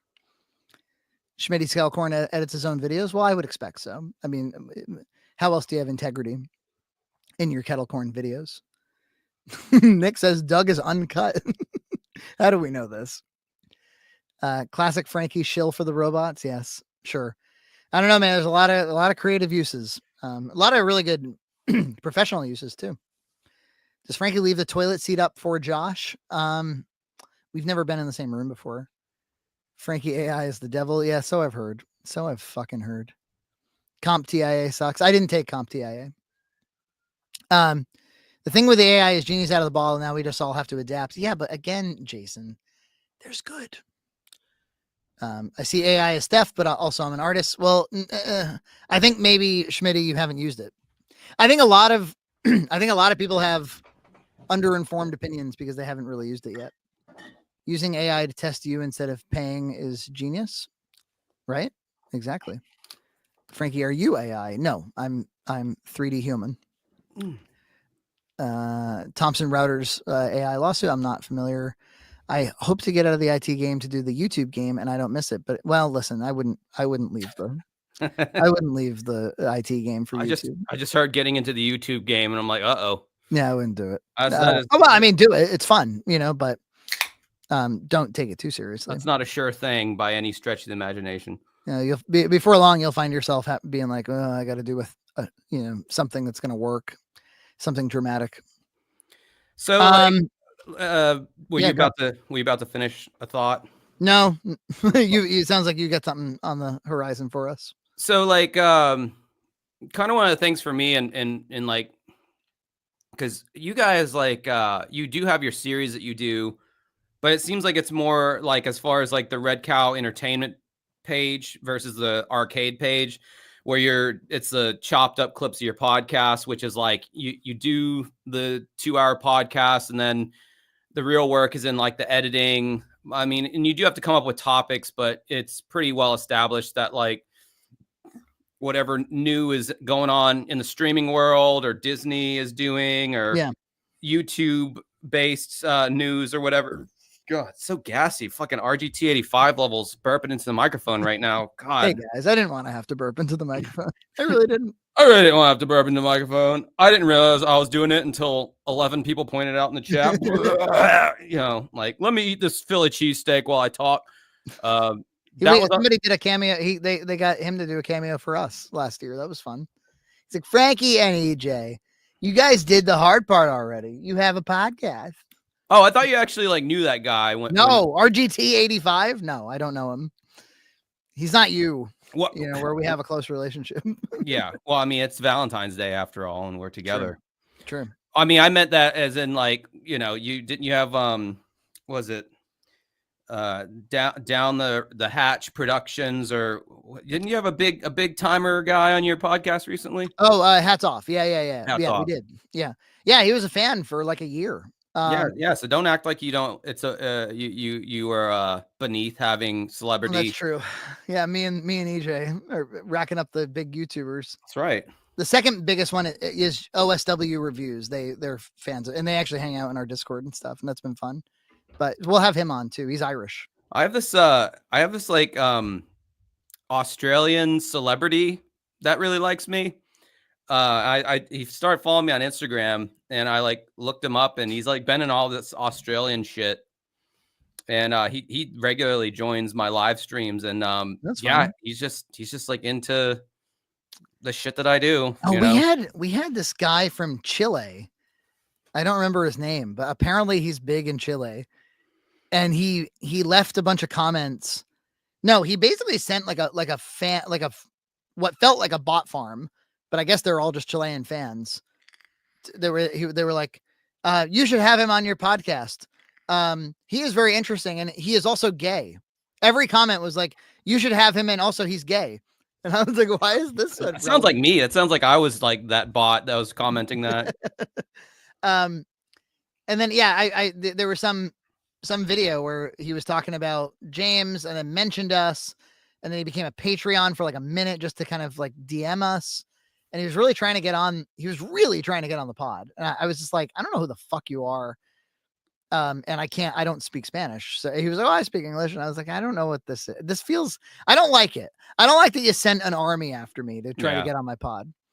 So I ignored him after that. I mean, I who have I regularly can get a Congress with Frankie if I should ever want one. Even I don't impose myself onto the Red Cow Arcade unless because what I've noticed with your podcast and the people you have on there, you don't really have people on there just randomly to shoot the shit. There kind of needs to be a reason for them to be on there. I think so. Yeah. Well, maybe that's just because that's like the format we've fallen into is a topics based one. And probably the reason for that is because there are so many interesting topics on a weekly basis, and we try not to miss anything that we actually want to talk about. And so, yeah, if we were just to like take a week just to chat, well, then now you've kind of bumped a bunch of topics that they'll be a lot less timely when they finally come out. And so that's, I guess, one reason. And maybe because of the fact that they're edited at this point, having more focused topics helps. I mean, I think it helps rewatchability. It helps kind of define what the channel is. That's been my take. Yeah. My thing with doing these lives, because like I feel like where I still like to exist on YouTube is in my pre-taped, highly edited content that I make. Like that's what I enjoy. Like I'll go back and rewatch my own videos. I mean, I know you've said you do that as well, and yeah, I never go back and rewatch these fucking live streams. Right. I know some people do. And that's fine. You know, if you want like an audiobook while you do a long task, I could see my live stream coming in handy for that. But yeah, I'm not gonna sit down after I do this live stream and then cut it up into bits. I'm just not gonna do that. And I found that like for me anyway, if I just did like a a long form thing and then like cut it up. I've seen that like okay, so this is how it works for me. When I do live streams, I'll make more money with the super chats, but my subscriber base will not grow. It's only people who are already fans, who are already subscribed. Those are the people that show up. But when I do the edited videos that productions added and all that, if one of those picks up, that's where I get subscribers. Yeah. And if you look at Jason Graves's page, you can see that like there's like a direct correlation with like, I mean, the numbers that his videos put up when he puts a video out are like really high, and then like the next week he's got like 1,000 new subscribers, you know. So yeah, live streams to make the money and have fun, curated, highly edited videos to gain more subscribers, and that's kind of and you have, I think you need something to service existing fans and keep a line of communication open with existing fans. And it's good for Patreon and all that good stuff. Yeah, for sure. Still need to. And your stuff, it seems to me like every time you put like all of your topics based content has been performing way higher than it did even like 2 years ago. Yeah. Oh yeah, for sure. Yeah, I finally hit a stride after fucking 10 years. That's great. Yeah, it's I don't know, like it's weird because I feel like people who grew up with iPads in their faces, you know, and YouTube has been their, you know, viewing du jour since they were kids. They just kind of like go into if they become content creators, they go in like knowing how the game works already, knowing about thumbnails, knowing about pacing, and that's their media. Yeah, totally. So they were born in the darkness. They were born in it. Yeah. So for me, I had to it took me a really long, especially since I didn't go to film school. I didn't take any editing classes or anything like that. Like it was just all shit that I picked up, and it took me a lot longer to kind of figure out a pacing. Oh, this is what people want to watch. This is going to do good for my channel. This is not going to do good for my channel. I mean, people will give me ideas all the time, and I'm appreciative that they took the time to think of an idea for my channel, but it's like, I don't have the time to sit down and tell you exactly why that idea is not good for my channel. It can almost be a little stressful, actually, to feel like imposed upon, like, this is what the content needs to be next. And you're like, wait, I haven't really like wrapped my head around what I want to do next. Pitching ideas where like, that doesn't really fit what I want to do. So I guess you just learn to ignore it after a while. Sometimes it does. And sometimes I have so I had an idea recently that was pitched in my Discord, and I really wrestled back and forth with it. Cause I thought it was an interesting enough, and it was like right in my wheelhouse. The pitch was, festivals and concerts with multiple acts and music festivals have gotten worse over time.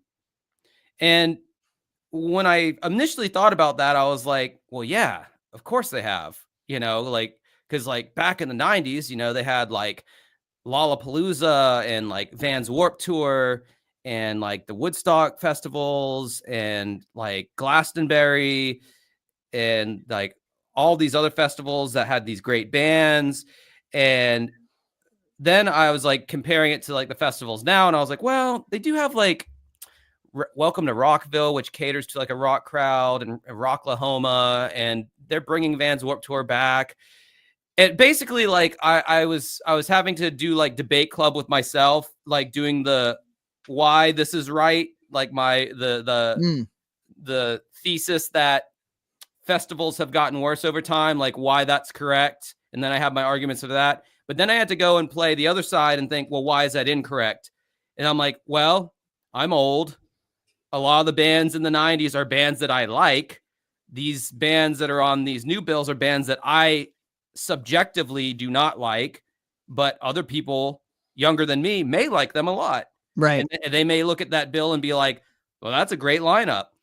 And then I think it boiled down to I was just angry at one festival in particular. I think it was Coachella. I was angry at their bill because it was just the most random mishmash of artists. So they would have I think ICP was on there, and then they also had Doja Cat and just the most random mixed bag, because they were trying to get like the most, because like Coachella's like the sexy, glam fest that all like the young influencers want to be seen at. So it's like, all right, well, basically what started out as an interesting concept, I had to really go through like a lot of mental gymnastics to be like, is this going to like really hold water, or is this just going to be like old man yelling at clouds kind of thing? And then I realized after, critical thinking that this is more leaning on old man yelling at clouds than like, oh, this is accurate. Festivals really have gotten worse. So sometimes ideas will like go through that train of thought, which makes me jealous of people like Jason Graves' channel, where you're just doing retro video games. It's like, well, let me just find another retro video game to talk about. Yeah. I think the litmus test is when you approach a video where you're really excited to make the video. Yeah. For me, that doesn't happen. So if we were to just talk about the podcast, normally there's like 1 or 2 topics for every 6 or something, so maybe 1 or 2 per episode that I'm like really psyched to talk about, where I've really put in the time. Like we just did a David Lynch thing. I was really psyched to talk about him.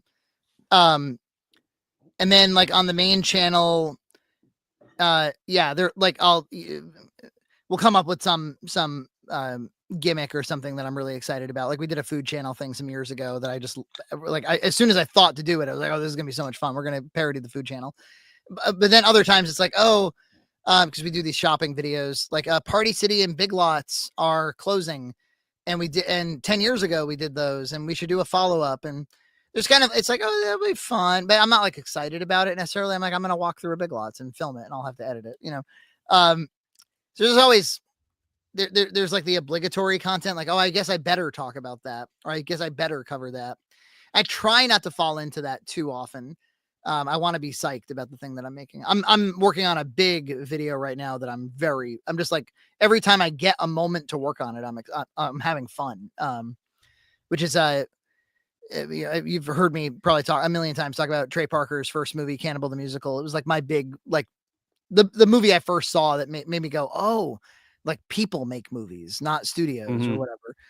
And inspired obviously some of the best satire of all time through South Park and everything else. But 2 labels, one in the UK and one in the US, at the same time and completely independently from one another, released new Blu-rays of the movie of Cannibal.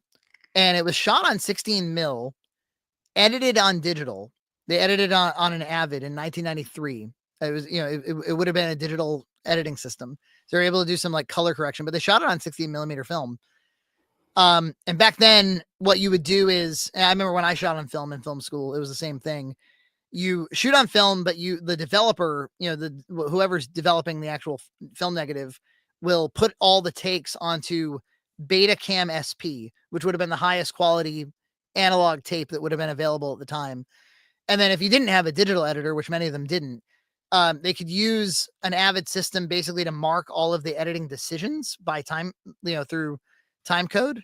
And then you could commit all of that after the fact. So anyway, the movie was finished on Betacam SP 4:3 on analog tape. And for a lot of movies, that's how they were finished. They went to broadcast, they went to home video in that format. But anything that goes to Blu-ray, they go back to even if it never got edited, they go back to the original film negative and they edit it. They'll make it exactly the way it was, and they're able to restore it as originally intended. With Cannibal, they lost the negative. It doesn't exist anymore. Like they apparently they had it in Matt Stone's house, his parents' house or something, and it's gone forever. So the highest quality version of that movie you have is that Betacam SP master. And then so the US label remastered it in one way with they because you can't blow that thing up to 4K. It'll look like shit. You could blow it up to 1080 and you could like use methods that are, you could use AI to clean it up. But they boasted like we didn't use any AI. Some of these like archivists have gotten really big on like we don't use AI because they don't want things to look like Terminator, the horrible Blu-ray for True Lies or whatever, where they smooth everybody's face. Yeah.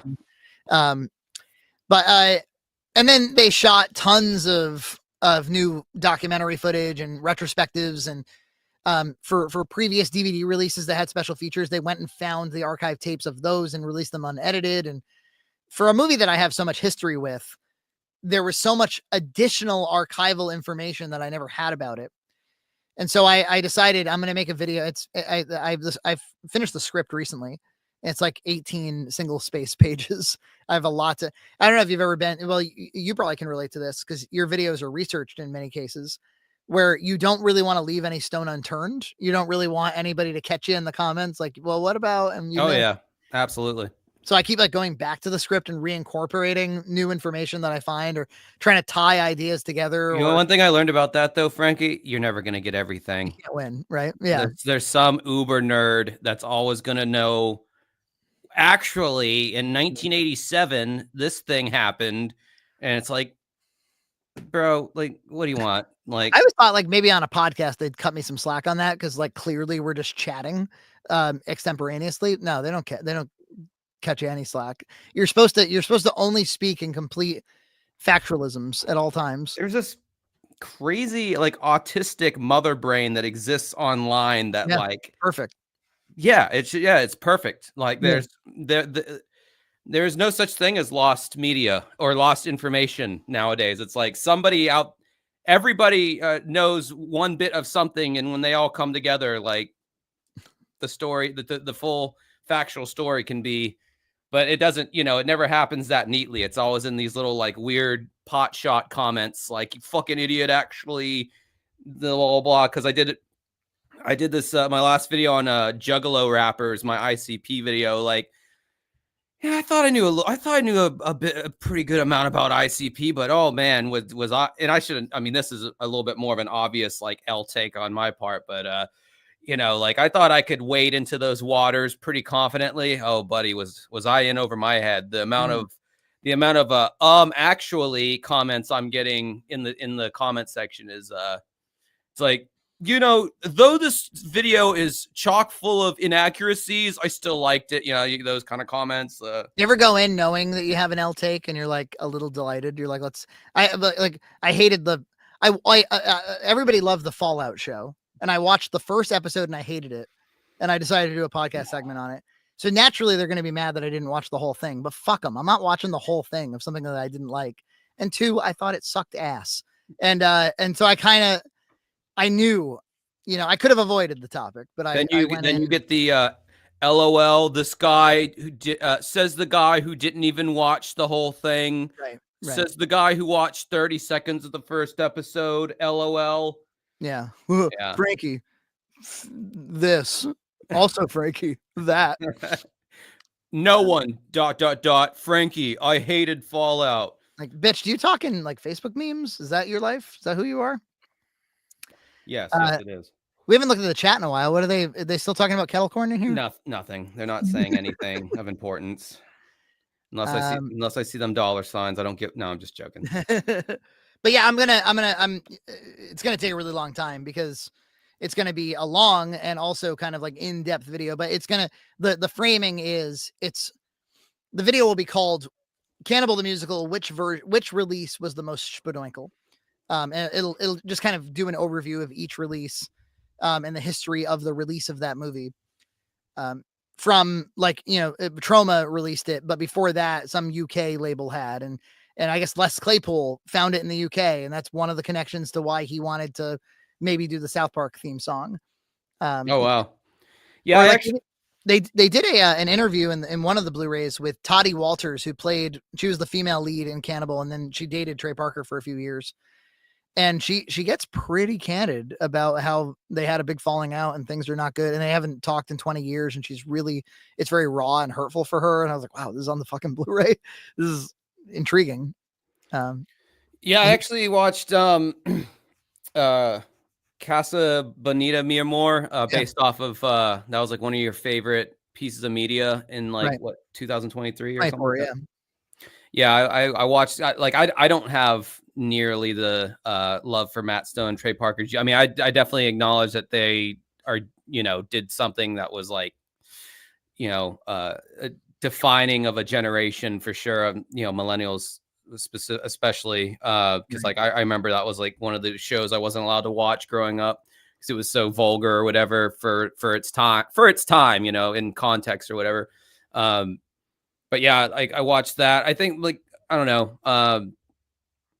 I liked South Park a lot more when they were more like original storyline based. Yeah. Like when they switched over to like just literally being a parody of the zeitgeist, like that's when I like completely just kind of checked Yeah. out. Interesting. Yeah, I mean, when they were huge was 97 to 2005 or something. You know, Yeah. call it that period of time. But I stuck with them always, but for the most part, I would only watch the episodes maybe once. And I didn't go back for a lot of them like I did in the early seasons.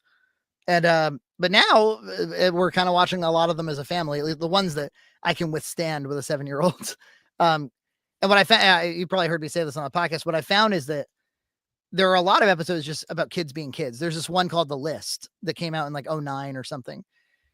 And it's about the girls publish a list of boys from cutest to ugliest. And Kyle is the ugliest. And it causes him to have this, breakdown basically. And it becomes this conspiracy, this JFK style conspiracy about the girls in their list. And my daughter it just lights her imagination on fire. Or like we're playing like I try to keep it in the overworld, but Fractured Butthole, the video game, her getting to dress up like a South Park character and walk around and interact with Butters and interact with Scott Malkinson and stuff and put on her own superhero costume. And it's the show has like a really good sense of play. So it despite the vulgarity, and sometimes it can be a real problem, but for a kid, but a lot of the time, there's a Margarine episode where Butters dresses up as a girl so that he can smuggle into the girls' sleepover and steal their fortune teller machine, which is that little. I saw that one. Yeah. Like she loves that shit. There's kind of like the boys have a home base and they're trying to steal the girls' thing, and it's a very playful show a lot of the time. And yeah, what I found is that going back, like a lot of people hate the Tegrity weed stuff. The Tegrity farm stuff is like really tiresome. Oh yeah, they had like a weed farm or some shit. I felt that same way watching all the new episodes, like this fucking thing again. But somehow going back, you're like, oh, it's just kind of in the background. It's not like the topic of the whole episode for the most part. There's still I would say that the last very great season was probably 19. That was when PC Principal was introduced, and Member Berries was the next season, but 19 had it was the one where they got the Whole Foods. They decide that they're like an outdated, antiquated town that's racist and can't keep up with the world around them, and so they want to get a Whole Foods to be cool again. I don't know. I think I'm very impressed by the show. I continue to be very impressed by the show, but I would like to. I've always kind of grieved. Like it would have been nice to have seen them make all kind, because I loved I thought That's My Bush was really funny. Team America. I think they put a lot into South Park, and I would have maybe liked to have seen them diversify a little bit with like Orgasmo. And can I ask this? There's no way you can ask this question online without sounding creepy. How old is your daughter? 7. Okay. All right. So I hear you say a lot of times in reference, like you kind of use your daughter as like a barometer of like, well, what do little kids think about this thing that I like? And my niece is like 6, so she's around your daughter's age. And I don't know, man. I think your daughter's probably because of her father and his interests compared to my brother and his interests. I think your daughter's going to grow up to be a very interesting, a more interesting individual than the average person's kid, as far as their consumption of all these different like visual mediums and experiences. Because I can tell you, man, my niece. She's into some really stupid shit that I'm just cannot relate to, and I know for a fact that my brother and his wife would never show them like AVGN or South Park or anything like that. She loves. Oh, I know. I remember you talking about it. I'm thinking like Doug Walker too. She loves him. I don't know if your daughter's the bellwether. I think she's a little bit higher, in the of pop culture. She's higher up there because of your introduction. And I mean, I could relate because like when I was young, my dad showed me Pink Floyd's The Wall when I was like 8. And it like, an 8-year-old should not watch The Wall by Pink Floyd. Even now as an adult, that's a very dark movie. It's hard, yeah. But it like does something to your brain when you see that at such a young age. You like, I don't know. Well, there's something I've never been a dad before, so this is my one shot at trying to do something I think makes sense. But I think there's a lot to be said for sitting with a child and explaining everything to them if they're interested. I think watching AVGN, maybe not AVGN. Let me put it this way. I think that watching YouTube junk, and is there a lot of YouTube junk, unattended. So she's just absorbing trash from YouTube is much more harmful than watching South Park with her dad, who's cracking up laughing and explaining the jokes to her. I think my brother does the first thing. Just lets them watch YouTube. Yeah. So, and it's like, the YouTube junk isn't swearing. Yeah. But there's a profanity about it, and we're a household we watch this vulgar stuff and explain the joke and whatever. And then we go to church on Sunday too. And so we're also, we talk about ethics a lot, and we talk about right and wrong, and we, keep each other, like, nobody is allowed to like overreact really. We try to talk through those sorts of things. So I think there has been something cool about being like, hey, I'm going to expose you to something that is, you're not really probably prepared for, but I'm going to like hold your hand and like laugh with you through it. I'll tell you, Simpsons in particular, like nothing again, this is true for millennials for sure. Nothing expands your sense of humor like understanding a classic Simpsons joke. Yeah, definitely. As a kid, you kind of appreciate things on a certain level. Then you get older, you understand the references, and that's kind of how it was for me. Like growing, like I was born in '88, so like I was pretty in the wheelhouse of like being a kid during the Simpsons golden years. And of course, it was a show we weren't allowed to watch because it was edgy at the time. But then, like going back and watching like seasons like 2 through 10, that's the golden years in my opinion. First season was a little rough, but then by the time they get to the third season, especially, they really were rolling. And then kind of after the 10th season, I was just kind of like the jokes just got decreasingly, just diminished returns or whatever. But going back, the writing was so fucking smart.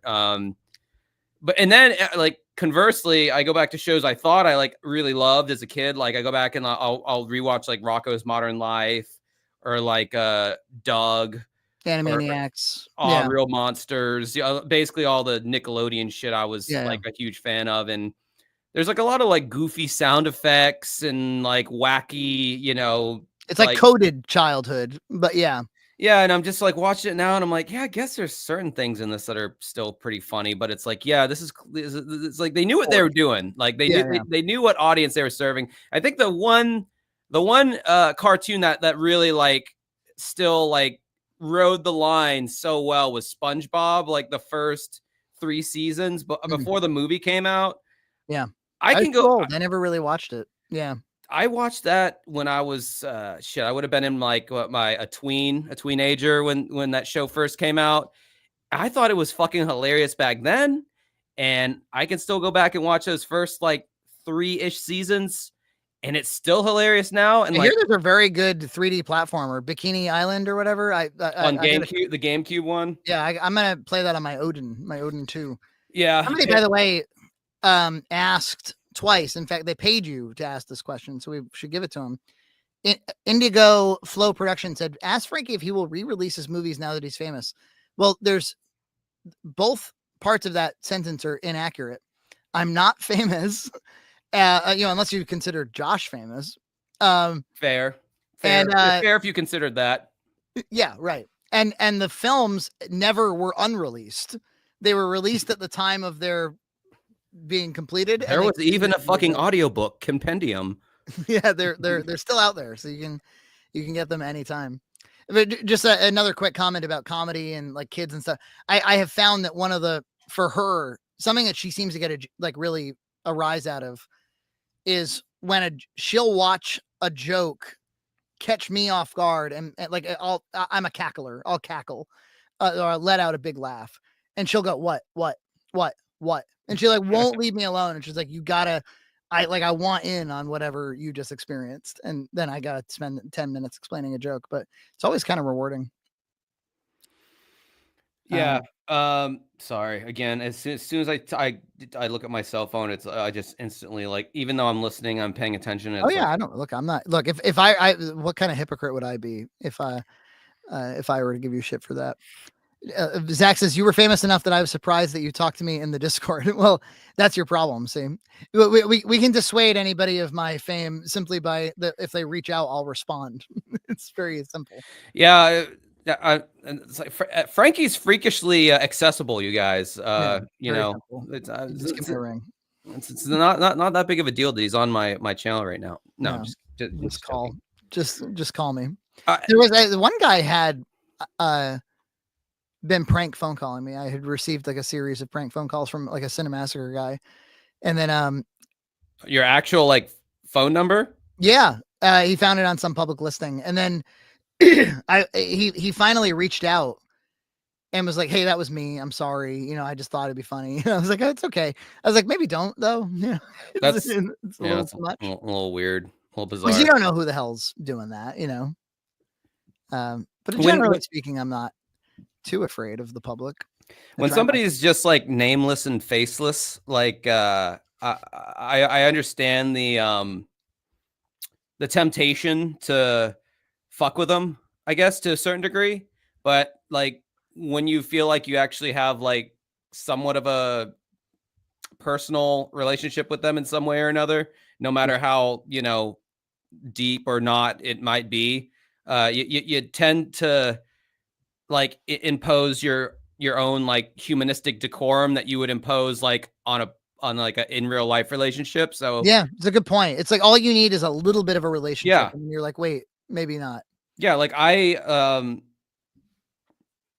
so like you, for instance, like I don't know, I just like, it's like, well, I kind of know Frankie, and we kind of get along, so I'd feel bad about like messaging him just for some random comment about, hey, I really like that thing you did or whatever, or like, do you want to do a thing? Because then I got, you know, it becomes awkward, and then it's like this thing where I put him in the position to where he might have to say no to it, and That's kind. I mean, look, I wouldn't want you to feel that way, but I think that's a good instinct in general, is to be like, I wish more people in life would stop and go, I don't necessarily want to put this person in a position where they have to say no. right, I've known people over the course of my life, people that I speak to with some regularity, who they'll like pitch me ideas, or they'll say, let's do this and um, I'm always like, hey, would you like kind of knock it off? Like I'm now having to say no a lot. And it's like, it's putting me in a weird position. And they'll go like, well, I just figured if you don't like it, you'll just say no and no big deal. And I'm like, no, it yeah. But do it's not people comfortable socially for me to have to say no over and over again. then do people ever truly react well when you're just like, no, Yeah. Right. that sucks? I wouldn't. Seriously, it would probably cause me to be like, ooh, like I, ran afoul of that person. But there are some people out there that are just invincible to that shit. They're just like, I'll just ask again. Yeah, yeah, like, or it's like you might compliment somebody like in the chat or the Discord, and instead of them just like being like, oh cool, you know, I got acknowledged, whatever, they like take it as like, I need to say more stuff, I need to be more involved, I need to send this person a friend request, I need to DM them, and you know, all the it yeah, things can get wacky Like quick. like overly personal. I've had my share of people who have DM'd me for like, I wouldn't say in crisis, but they're actually, honestly, like a fair amount of people who clearly struggle with alcohol. Like it's like late at night and they're drunk and they're talking to me, and I'm sorry about that, by the way. a lot of times I actually will take the time to be like, hey, like what's going on, and or I'll try to. There have been a few times where I've tried to kind of like minister to people. And it seems to help. I mean, there's a lot of people that just want somebody to like give a fuck for a second, you know. Frankie, can I didn't want to go here, but it's Josh after the dark. I'm just deciding. I grew up in the church, Southern Baptist. Now it's, you know, been rebranded, and they've painted over the parts that people don't want to deal with, and they've you know, oh, we accept everything and everyone and everything's cool under the sun and all that, and that's whatever. Growing up though, in my faith, how you guys swear and talk on your program, you would be our youth pastor would be wanting to have a talk with you. Yeah, not very sanctified language. Yeah, it's causing non-believers to stumble with your testimony. Right, there. right, right, I just right, want to right. point that out. Right. How do you Well, I don't know. how do you reconcile that? I showed up to the Christian party extremely late. You know, I was like a pendulette atheist. You know, for I was the exact kind of atheist you think I was. Yeah, until I don't know, 2020 probably. And then I started to become, as time went on, a little bit more sympathetic to, I think just as I saw the culture start to become more, I don't know, what's the right word? Relativistic. There's a lot of like, it seemed like a lot of people were adopting the idea that anything can be anything. That there's no such thing as truth with a capital T, that there's no, there should be no boundaries on anything. You know, nihilistic. You know, like an increasingly nihilistic culture. They're nihilists, Donnie. Yeah, exactly. And I think COVID shined the brightest light on that. I think you probably saw a lot of Christian revivalism during COVID, because it was a time of death, basically. You know, and even if the numbers aren't as scary as they look or whatever, it was a time of like everybody fearing death at the very least. And I think it kind of made me, excuse me, still getting over this cold. I had a child who was like 2 at the time. And there was a lot of like, you know, she was kind of an anxious kid asking about death and stuff to Nina. I didn't even realize that. She told me that later. And COVID in particular, I was like, is the point of life to just preserve our bodies, to just stick ourselves indoors and lock the door and wait out viruses that may be outside? Like there was a risk reward question being asked, I think. And then, so yeah, my dad was Catholic. I'll tell you, like, my mom was Baptist Protestant, but not like Southern Baptist. They call it it's like, here's the deal. You know, like you're from the South. You know how like no matter what the sect, it's basically baptism, Baptist rather. Yeah, we have like Southern Baptists, and then we have Independent Baptists, which is not as fire and brimstone, but it's still, but you know, we still speak the same language. Yeah. Well, like basically up here, everything, no matter what the sect, it's Catholic. Yeah, that's not surprising given the region. Yeah, but it's also kind of it's a fairly atheistic region too. Like church attendance is it's low everywhere. It's way low here. We didn't go as kids. I went, you know, as Christmas and Easter, to my mom's church. And my mom's church was it was like less about the faith and more about the youth programs and the college, you know, like they helped her with college admission and that sort of thing in the 70s. And she was part of like 70s revivalism. Whereas my dad's 10 years older than her, and he was more old school Catholic. He had his mom was 40 when she had him, and he was 40 when he had me. So my grandmother was 80, and she was an old school, like French Catholic. I just was very uninterested in the pomp and circumstance and the take your hands out of your pockets while you're in church. And Catholicism has a lot of rituals. Yeah. And a lot of people like that about the religion. They like Yeah.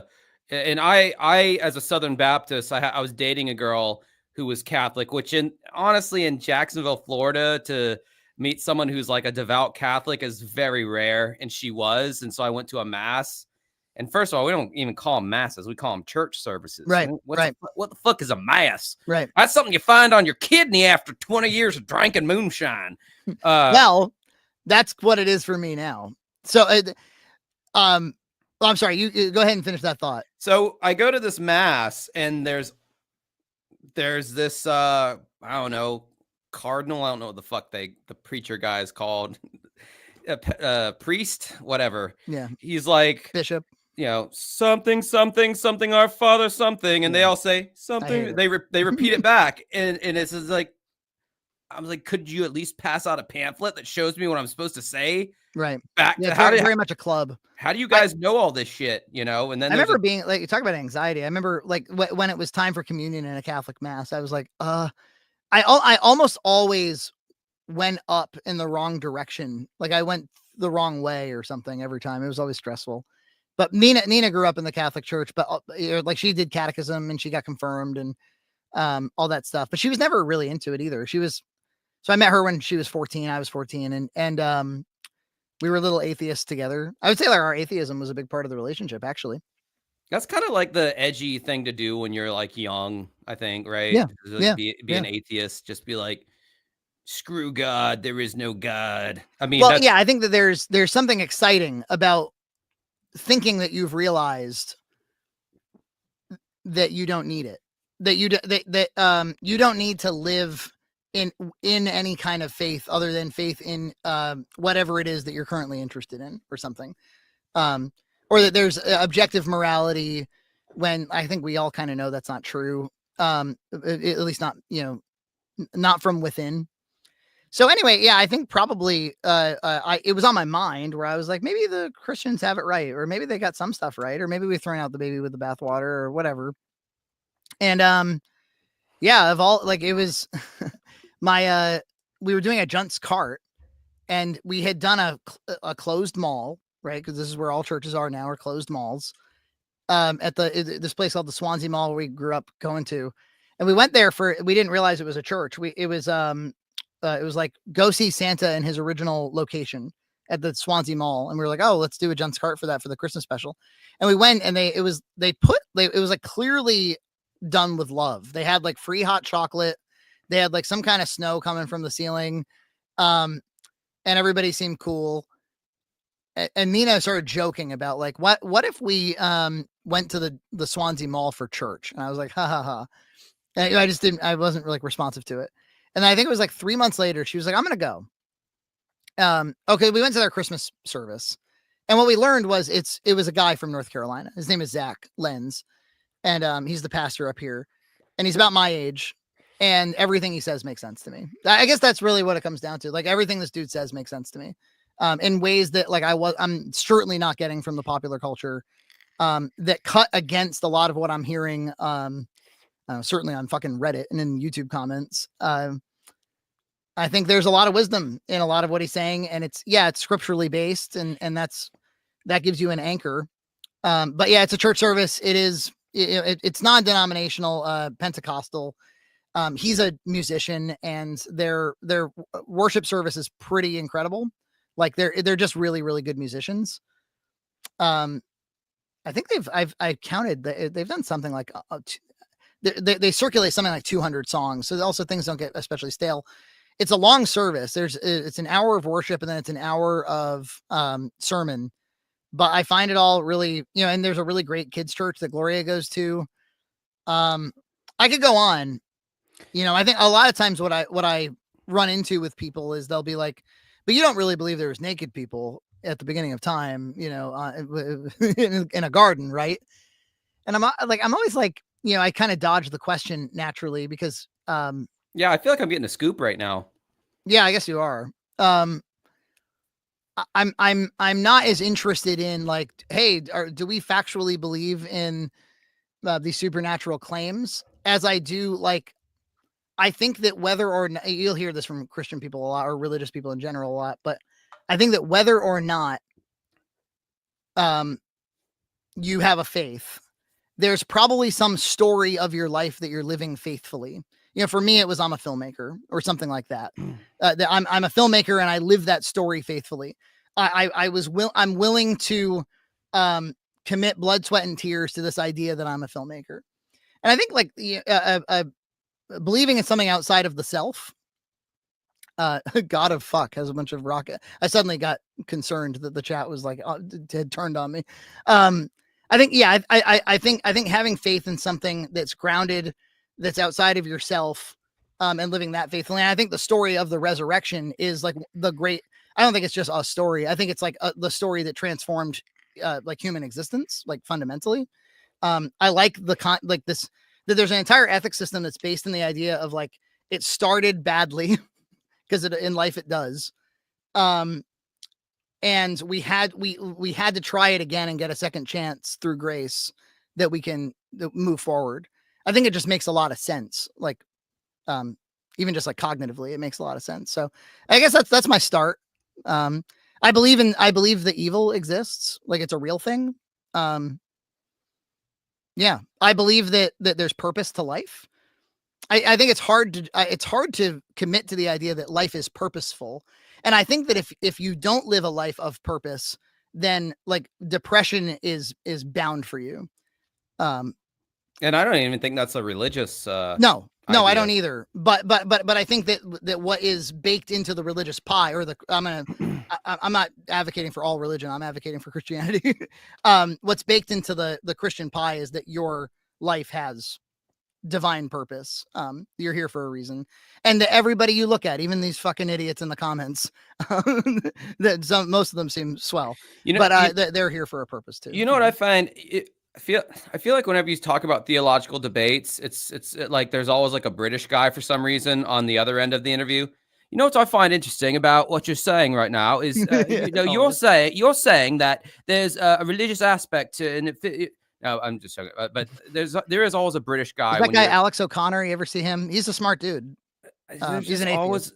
Anytime there's like and the atheist side is always a British guy. Yeah. So you're saying that your position is that, whatever. Yeah, exactly.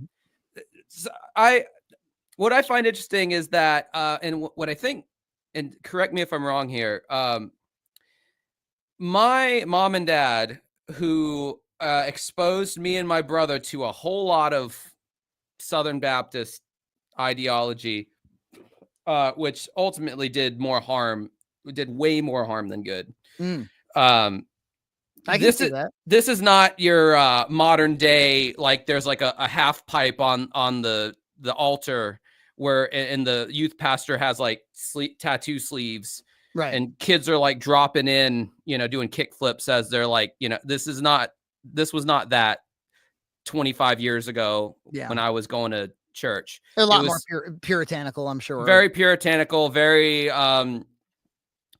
by the rules, by what the Bible, literally says. And if you're straying from that, then you're fucking up. Yeah. And you've sinned, like just. Well, but you grew up in the Southern tradition.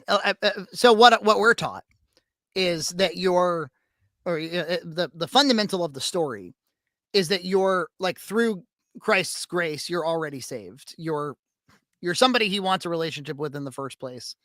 And all you have to do is accept him into your life, and you're good. And everything else is just about making the rest of your life good. Because there's commandments to obey. But that's the idea, is that like the love and grace come first, and everything after that is just you trying to live in accordance. It's not like whereas the Catholics, you're on a knife's edge, where you're like, you fuck up, like it's going to be all over for you eternally. Yeah, Catholicism is even as bad as it was growing up in my religion. Essentially, it was like, it's like you were kind of like twisting their arm about it, but the pastor kind of had to admit, like, yeah, I mean, I guess if you accepted Jesus into your life, you can pretty much live however the fuck you want, and you'll still go to heaven because you did technically accept him. You shouldn't do that, but the Catholics are like, oh no, on your deathbed, you better have a priest there to like forgive those last few sins you did, or you're going to hell. There's the debate that I've heard is, when you depict the cross, do you depict Christ on it or not? The Catholics, of course, it's all, the crucifixion. Oh, they love the little guy on the right. They have them all over the place. And the iconography of that is that he's still suffering and you're still suffering. That's what it communicates. And whereas like the resurrection is about, he's not on the cross. He's right. He and you are good.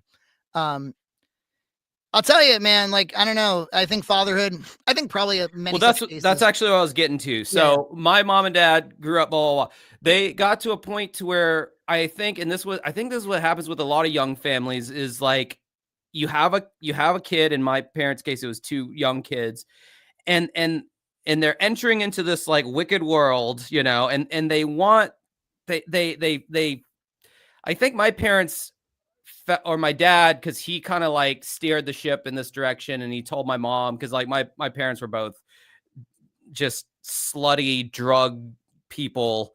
My mom worked for the circus. She was like a carny. Wow. She lived in like a fucking hippie tent community. That's My dad was fucking, you know. Are they still around? Could you ever do a video with them or anything? My dad's not. My mom is, and she'll definitely attest to, you know. That'd be fascinating. Yeah. My dad loved coke. It was too expensive, you know, yada yada yada. So my parents have both partied way more than me and my brother ever will. Alcohol and weed are the biggest things that I've ever done drug wise. But my dad got to a certain point, especially after he married my mom, to where he's like, you know, I want to turn a corner. I want to go in this direction. I want to get right with God. And, you know, and this is the direction I'm going. And, you know, you can either go with me or not, but you know, this is what's going on. And my mom, you know, I guess she was a trad wife or something, because she's like, I'm gonna do what the man's doing. So, you know, she like went to some service and felt this Holy Spirit knocking on her door, and had her come to Jesus moment, and they felt like they wanted to raise their kids like with a set of morals and a moral compass. And then, you know, there's the sense of community that's like baked in and already there, and there's stuff for kids, and it's kind of like it's kind of like this positive thing that's basically set up for families, you know, especially I think young families. And then I noticed like a turn, like when me and my brother got to a certain age of as teenagers, when we weren't really, you know, these druggy fuck ups, and we turned out all right relatively. And then we just kind of like stopped going to church. You kind of stopped hearing about God in the house. It became like major holidays. You'd kind of hear about it. And it just kind of became like this thing to where like, well, that was useful for a season. And now, you know, we're just going to like kind of do whatever the fuck we were doing before we started doing, like before they started going to church. Like my dad started like smoking, like both my parents started smoking reefer again. And, you know, but they didn't like turn into like bad people or anything, but like everything got really super lax, you know, like there was no shows we weren't, you know, you're not allowed to watch this, you know, like there was. So it was almost like this, there was like this like hyper Christian thing growing up, and then there was like an overcorrection where the pendulum swung the other way to where it's like, oh no, we still believe in all that and definitely pray and all that, but you know, with all that being said, look the other way as I, you know, do this, that, and the other. And before you respond to that, I'm gonna pee again. So chat, have your way with Frankie. Yeah, oh my God. I've been following a lot of Schmitty. I have mixed feelings about the Catholic Church. They've actually helped me before. Yeah, man. I don't know. Yeah, Frankie time. I didn't expect. I guess it was a liability that I might be asked about Christianity. I'm always a little nervous because people are really hostile about. I think probably various people have just had really bad experiences with churches, and I get that. They ain't perfect either, you know. 150 viewers of the religion talk on it. Yeah, we're gonna watch the number just fall. Schmitty has become like the main character of the stream. Like he's like our third host. We should just invite him in. God of fuck says Big Frankie fan. By the way, happy V-Day. Hey, happy V-Day, man. Yeah, it is a sensitive subject, but I kind of wish it wasn't. Because there's a lot of people who have faith, and there's a lot of people who, even if they don't have faith, they live faithfully, like I said. Oh God, I might be gay. What's that? What, that sounds familiar. I just say that on every. I do a shitty Donald Trump, and I say, "Oh God, I might be gay." Yeah, that's better. It's just like a autistic stem that I have. Yeah. That I just feel the need to say on every chat, and I feel like at this point it should be made into a shirt. I was like stuck in a Trump loop the other night. I was doing an impression of him. Nina and I were at like Stop and Shop, And I couldn't stop. I was like, they're calling them raspberries, and there's lots of them. I just couldn't fucking. And luckily, it played pretty well to the audience. That's good. And the occasional person who walked by me who was like, "Why is Trump talking about cereal?" They're calling them peanut butter puffs, and you can have Reese's for breakfast. They were gonna let you have Reese's for breakfast, and you're gonna have Reese's for breakfast again, extremely soon. His fucking like adjectives that he uses to describe things are just all like, there's gonna be a big, beautiful bridge. No one's seen anything like it. Big, beautiful bridge. Yeah, now everybody has heard the Los Angeles water thing, like that. Just turn on the water. I remember I heard that for the first time maybe like 2 years ago when he was campaigning early on for 2024. He was just going on and on about how there was going to be, he's like, think of it like a giant faucet. In your kitchen, you have a small faucet. Think of it like 1,000,000 times bigger, and it's got big, beautiful water drops. I was like, what the fuck is he talking about? Dude, those vocal cadences, like, I don't know, man. It's like, what the fuck? It's very specific to him, because like he'll like sometimes he'll start off big, like big, beautiful bridge. No one said it could be built. No one did. No one did. No he seems, now that he's like, almost 80, he seems to be, almost every appearance I see, it's a disgraceful thing. What they did, it was a horrible thing. He's always like a little forlorn. It was all Joe Biden's fault. I had nothing to do with any of it. If I was president, quite frankly, it was rigged. It wouldn't have happened. Tottering, I call him cunt. We call him cunt. Cunt Biden. I saw Donald Trump did like some kind of roast of something. It wasn't a Comedy Central thing. It was some like, I don't know, gala thing. Like, the motherfucker's funny. Like, if he had just gone into like a one-man show thing and just did that and like wasn't running our country, I'd be like, fucking A. Yeah, I'll go check it out. He'd probably be kind of beloved by even more people. Yeah, like what if he was just like on the side making political commentary, but he wasn't himself involved in politics? That might be, maybe he would have been more popular. But yeah, he's at once the most popular and least popular president of all time, right? Like, wouldn't you say he somehow achieved both?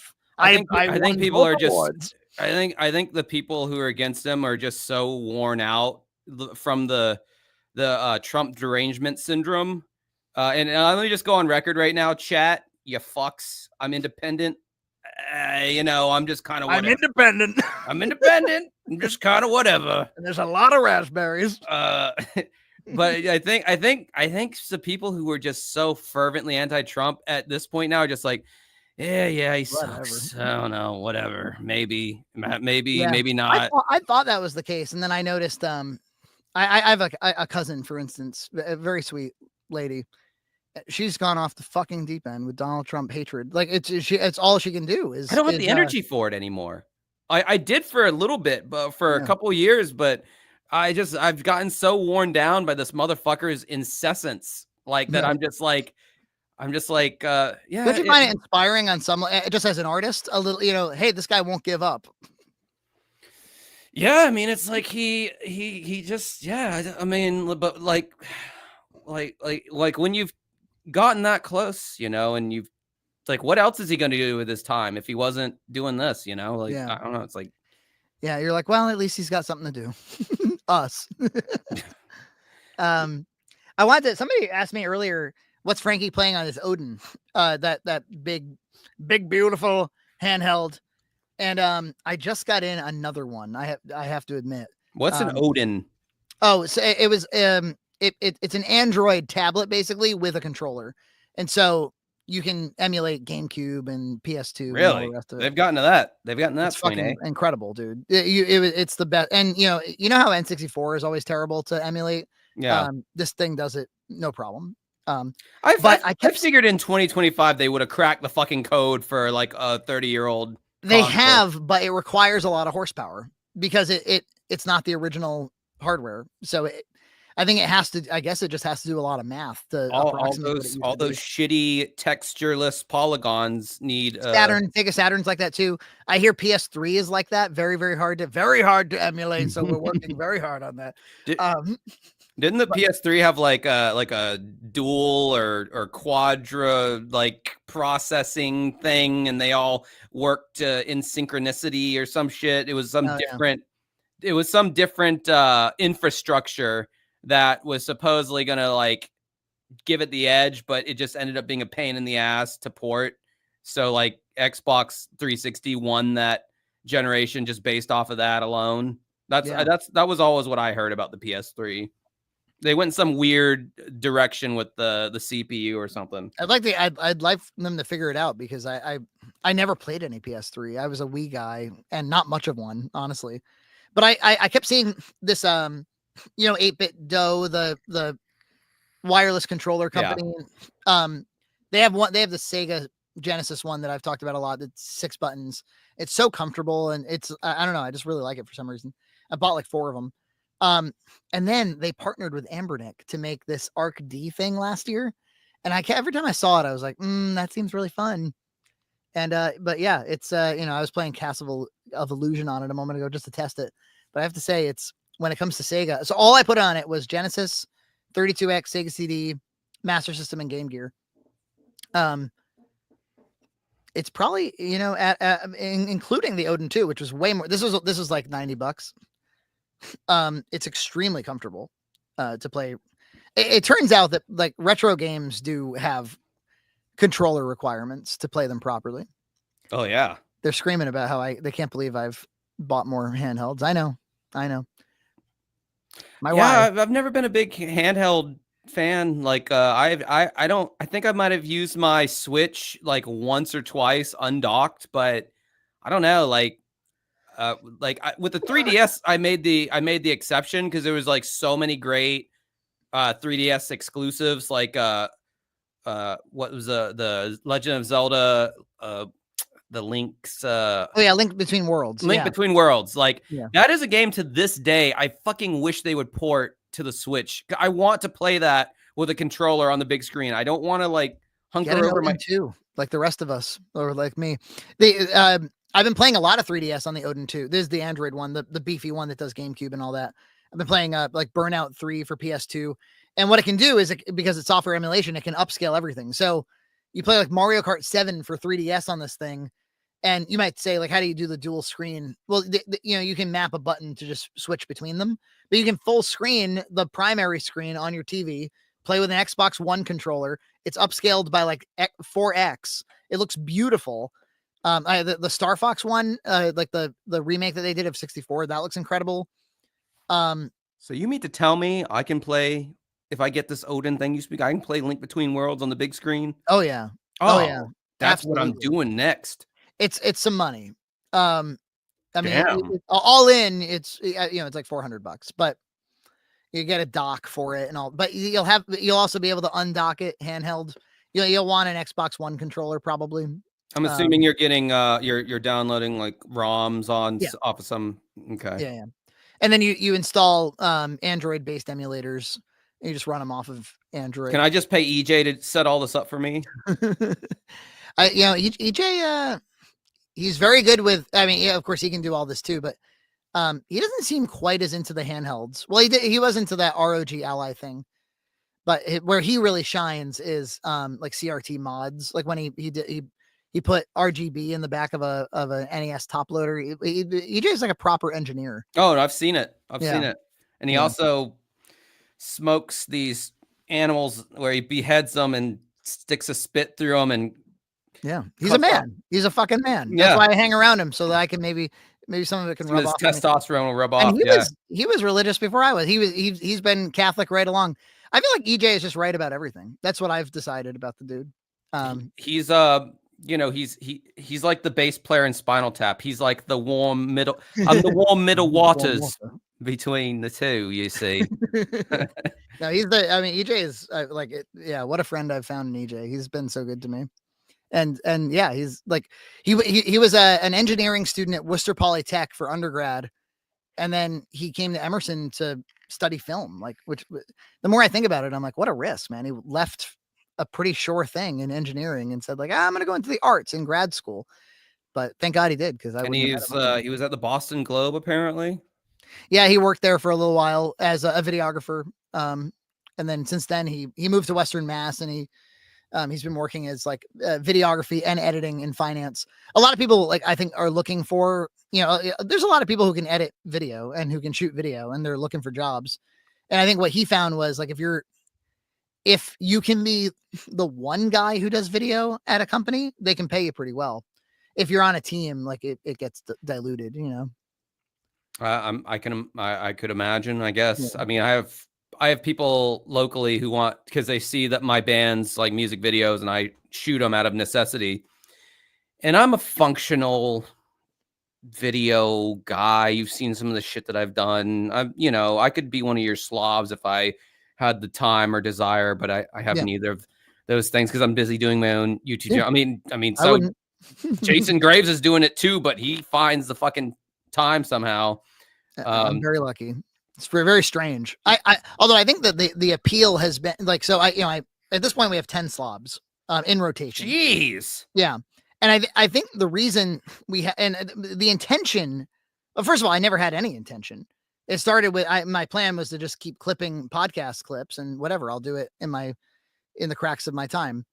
And then, I had put it out. I think actually it was Zach who showed us the Scott the Waz video where he said he was going to get some slobs.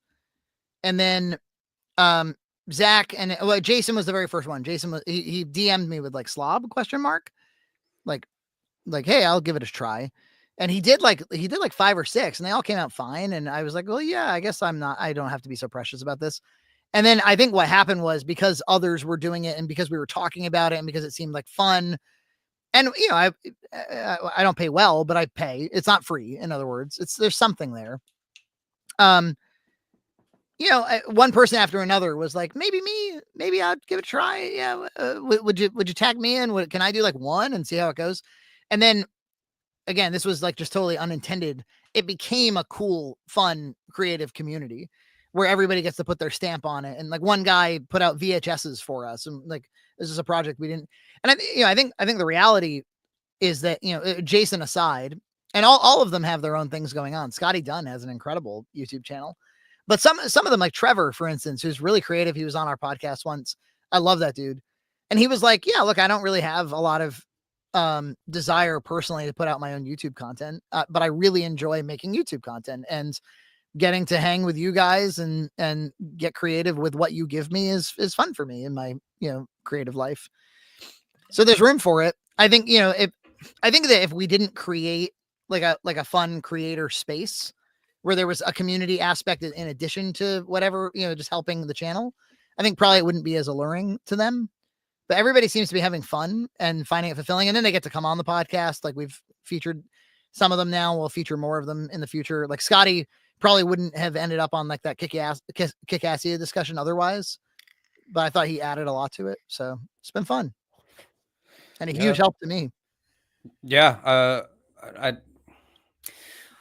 I don't know. I think I am still a little too precious with my videos, like the way that I do, like if I did the podcast clip thing, I think I'd probably slop that out.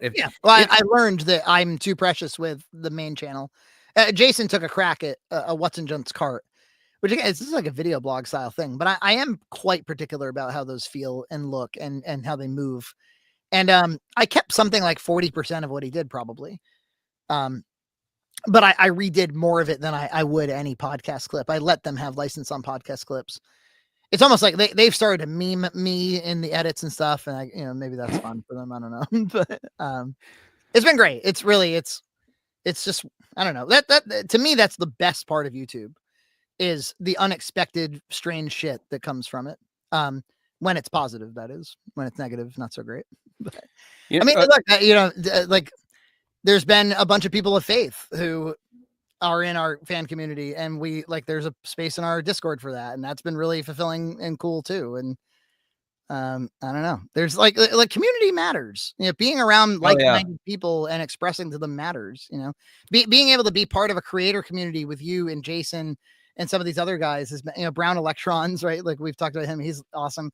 It's been fun. It's just, and to think that fucking if James Rolfe hadn't taped some lights to the ceiling, we wouldn't have any of it.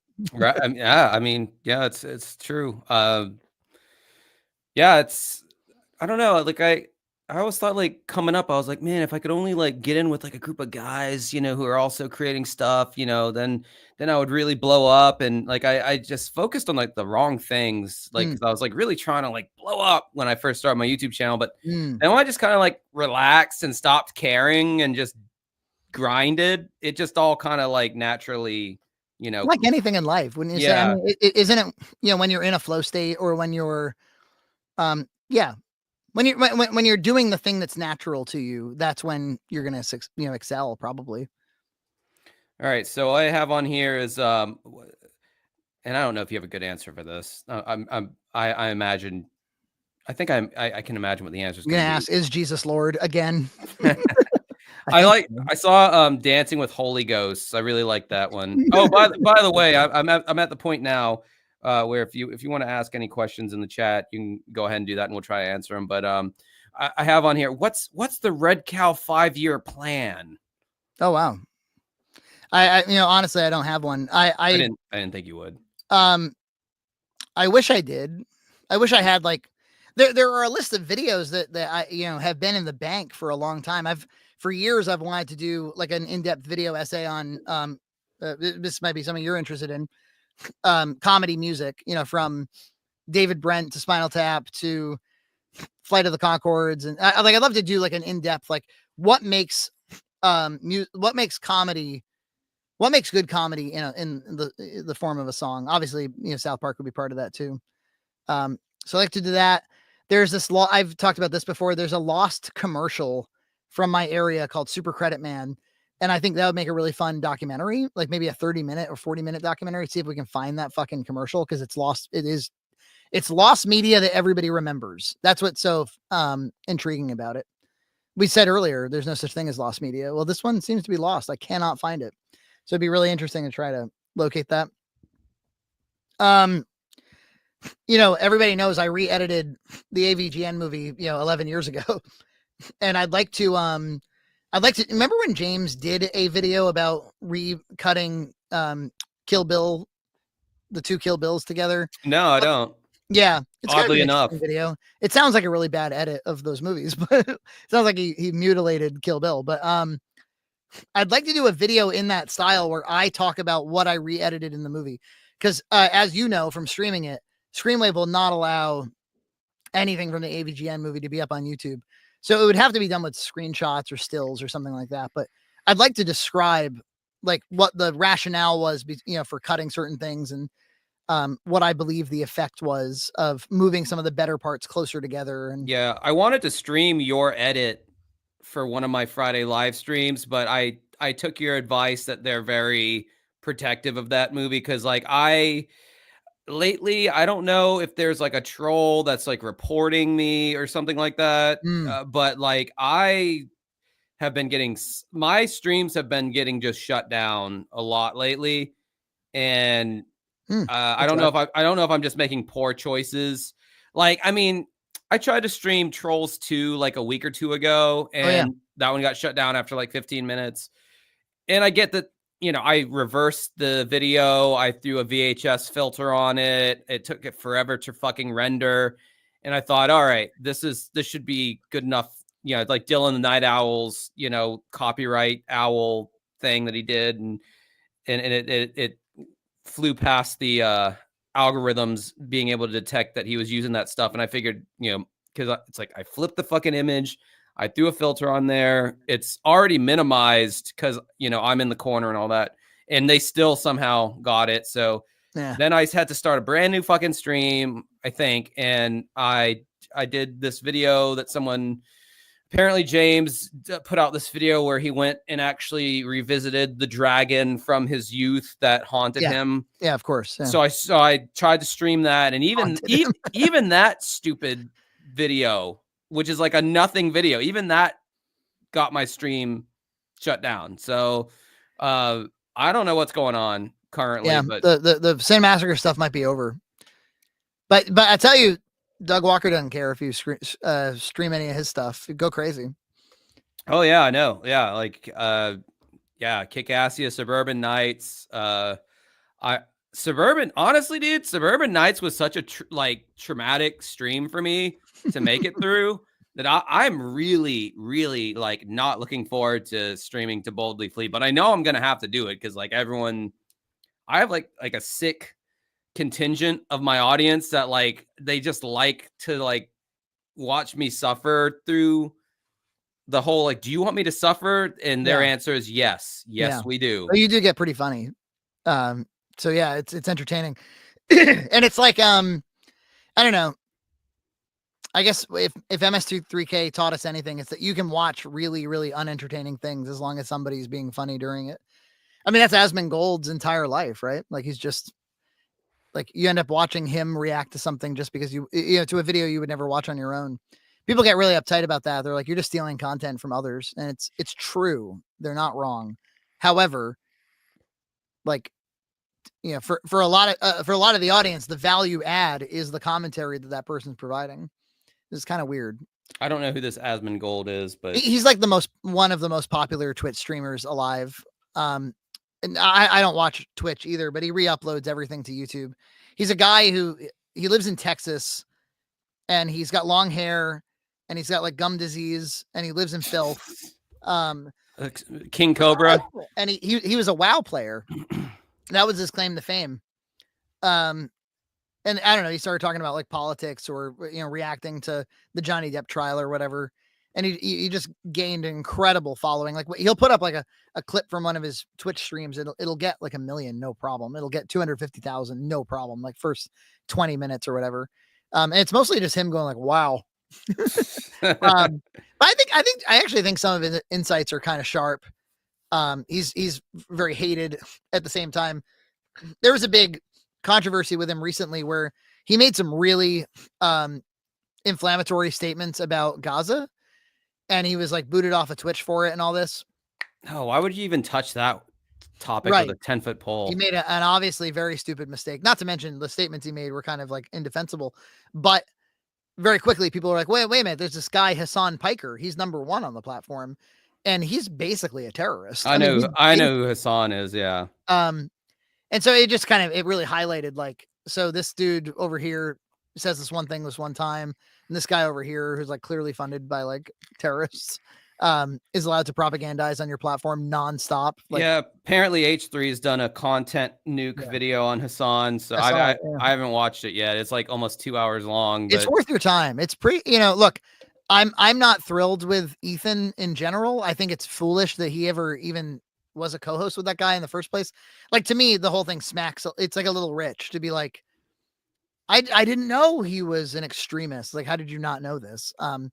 That said, it's a pretty comprehensive takedown video. I mean, it goes through, it walks you right on through how insane and extreme this guy is. I just found it fascinating that Ethan still knew how to make a edited pre-recorded video. I just thought he like lost that ability at some point. 5 years. And apparently he did it himself. He was like, I've been spending like a year working on this or something. It's kind of like, I don't know. It's like watching someone like who like used to be great and you're just like, oh, they've just, you know, and then they like, they dust off the drumsticks or the guitar and they're like, yeah, they do a ripping like fucking, it's like, oh, okay, you still can do it, you just choose not to because you're a lazy fuck. Yeah, there's something kind of exciting about it. Like, whoa, it's 2017 and he had lost a bunch of weight or something, you know, and so he looks great now. He's you know, a dad of 3 now, so he's like a different human being in a lot of ways than the last time you saw him in this kind of format. It was interesting. It's just, you know, the circular nature of YouTube content. Just to point out, I did say I'd suck his dick for anyone who was like, I don't want that to get like, you know, oh, he said that. No, this is Josh After Dark. Although we did talk about the religious stuff after I'd already said it was Josh After Dark.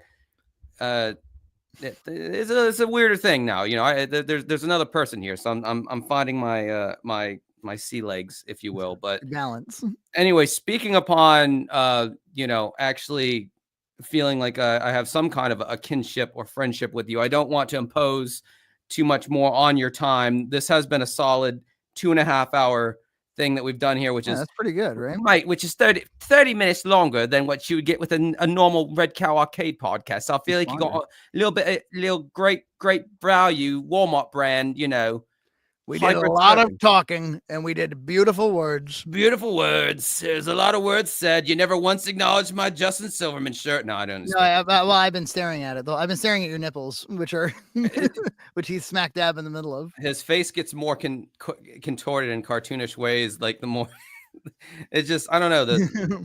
It's just my goofy little, I don't know. It's my hacky 1980s stand-up comic wearing the rainbow suspenders kind of shtick, I guess. This is my Gallagher smashing some fruit on your Carnival Barker outfit.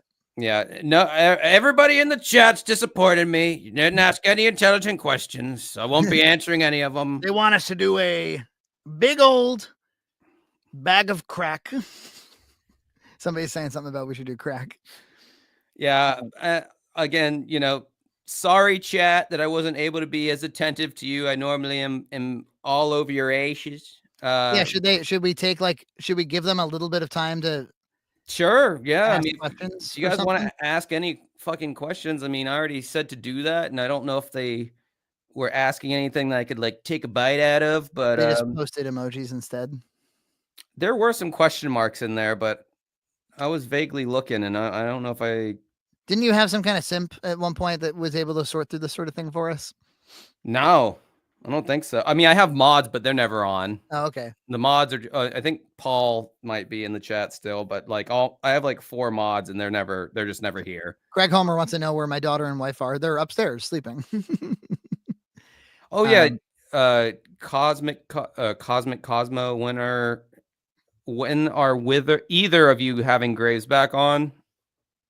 Graves back on what? Like Jason Graves, I'm assuming. Oh, well, sure. We have him on all the time. I don't know why I've invited him so many. I guess I find Jason's insights really, really strong a lot of the time, especially when they're not from the perspective I would have. Like he's the first, especially when he's defending somebody that nobody else is defending. That is where I get a kick out of it. Like when he's like, Mr. Beast is a much better kind of content than just reaction trolls.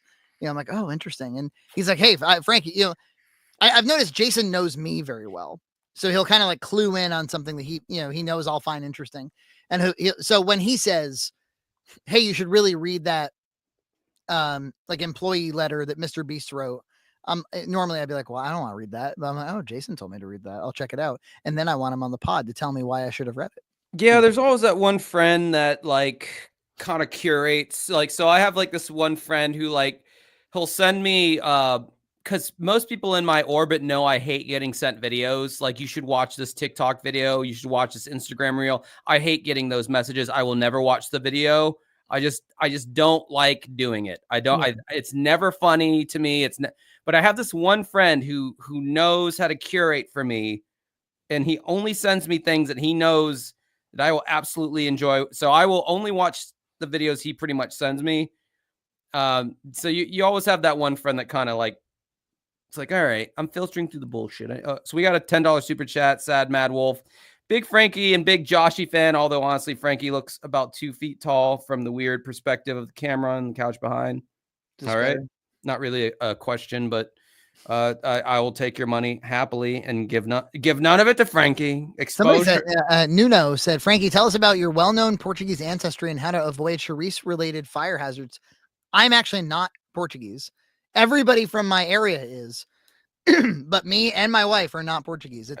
It's an anomaly in this area, actually. It was a little sad growing up because everybody else went to their Portuguese grandmother's houses and their vovos and their vovus, but not me. Frankie's about as cracker, English, Scottish, Irish as it. I don't understand. Cracker. Yeah, I don't understand how there could be some confusion here. No Mediterranean influence. No, not like this guy over here. He's a fucking Mick. He's a fucking Mick. That is. Yeah, basically black, I think is what he just said. My fun goal. Yeah. Metal Dad says, I just want to say for Frankie, thank you for the content. I watched all the Boxmac episodes. Yeah, this dude, Metal Dad, he comments on all of the other channels' content, so he gets a little special attention from me. Well, mine, yeah, he's in my orbit too. He's we a get super fan. into it about music stuff, obviously, because he's a metal dad, Oh, and that's nice. I'm with the metal. I'm a Any, Chad Hobbit. Yeah, true. any new retro EverDrives or gaming products that y'all pick up recently? That would be more Frankie's jurisdiction. I'm Yeah. not so much in the video game world Yeah, just anymore. this thing. I just got this today. I'm very excited about it. Um, I'm pretty satisfied in the area of EverDrives.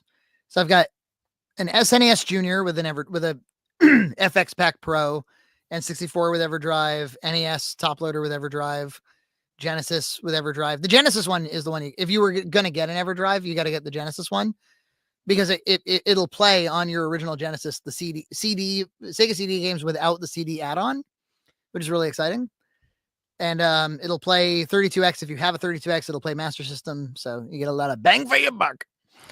1999 super chat from Drew Apple. Hi, fellows. Love both channels. Frankie, I finally got around to watching the TED show. It's great. Josh, do the Ween tier list.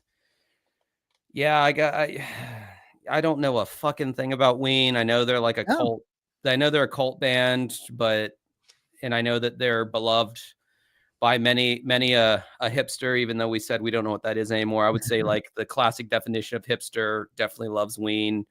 I gotta tell you, I'm like way too, I like music because I'm a human being, but I'm way too intimidated if I decided at this point in my life, like I'm going to get into music, I wouldn't do it because I'd be too embarrassed that like, there's too many wrong ways to like music. I think there's too many, there's too many snobby opinions out there. It seems like movies are like that too, but music I think is like 10 times worse. Well, if you're dyed in the wool with it and you have like context, like, okay, if I'm like thinking about Ween, I'm thinking about like Weezer's first 2 albums in that ballpark, or, kind of that tongue-in-cheek, alt rock 90s flavor, more like jokey, like that's already the context I'm putting Ween in from what little I know about him. So like, I guess if you're more of a music nerd, it's not so bad.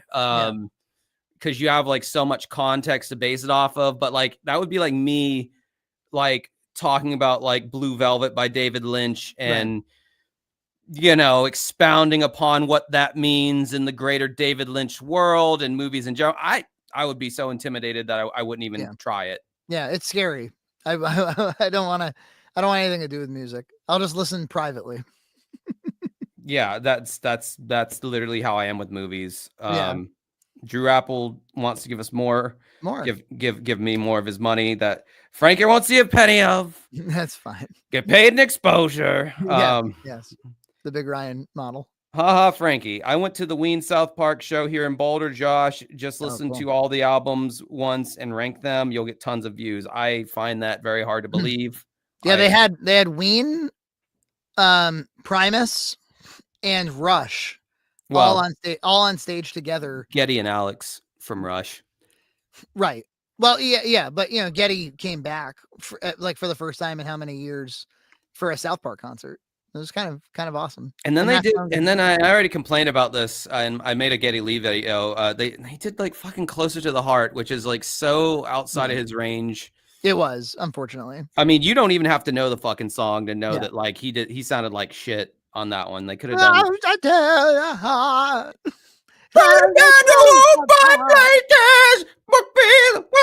Like, did you ever hear that the Tenacious D bit on the inward singing? Yeah. Where I'm rocking you and I'm singing like this, and then when Geddy Lee sings now, it just sounds like he's doing the inward inhaling version. Yeah. He's inhaling when it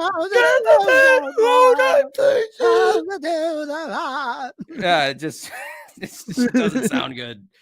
Yeah, poor Ged. I mean, he still has his lower register, but there's not a whole lot of Rush songs that people really love that are in the lower register. Well, what made it especially troubling was I think he was hitting it at maybe like 65 to 70%.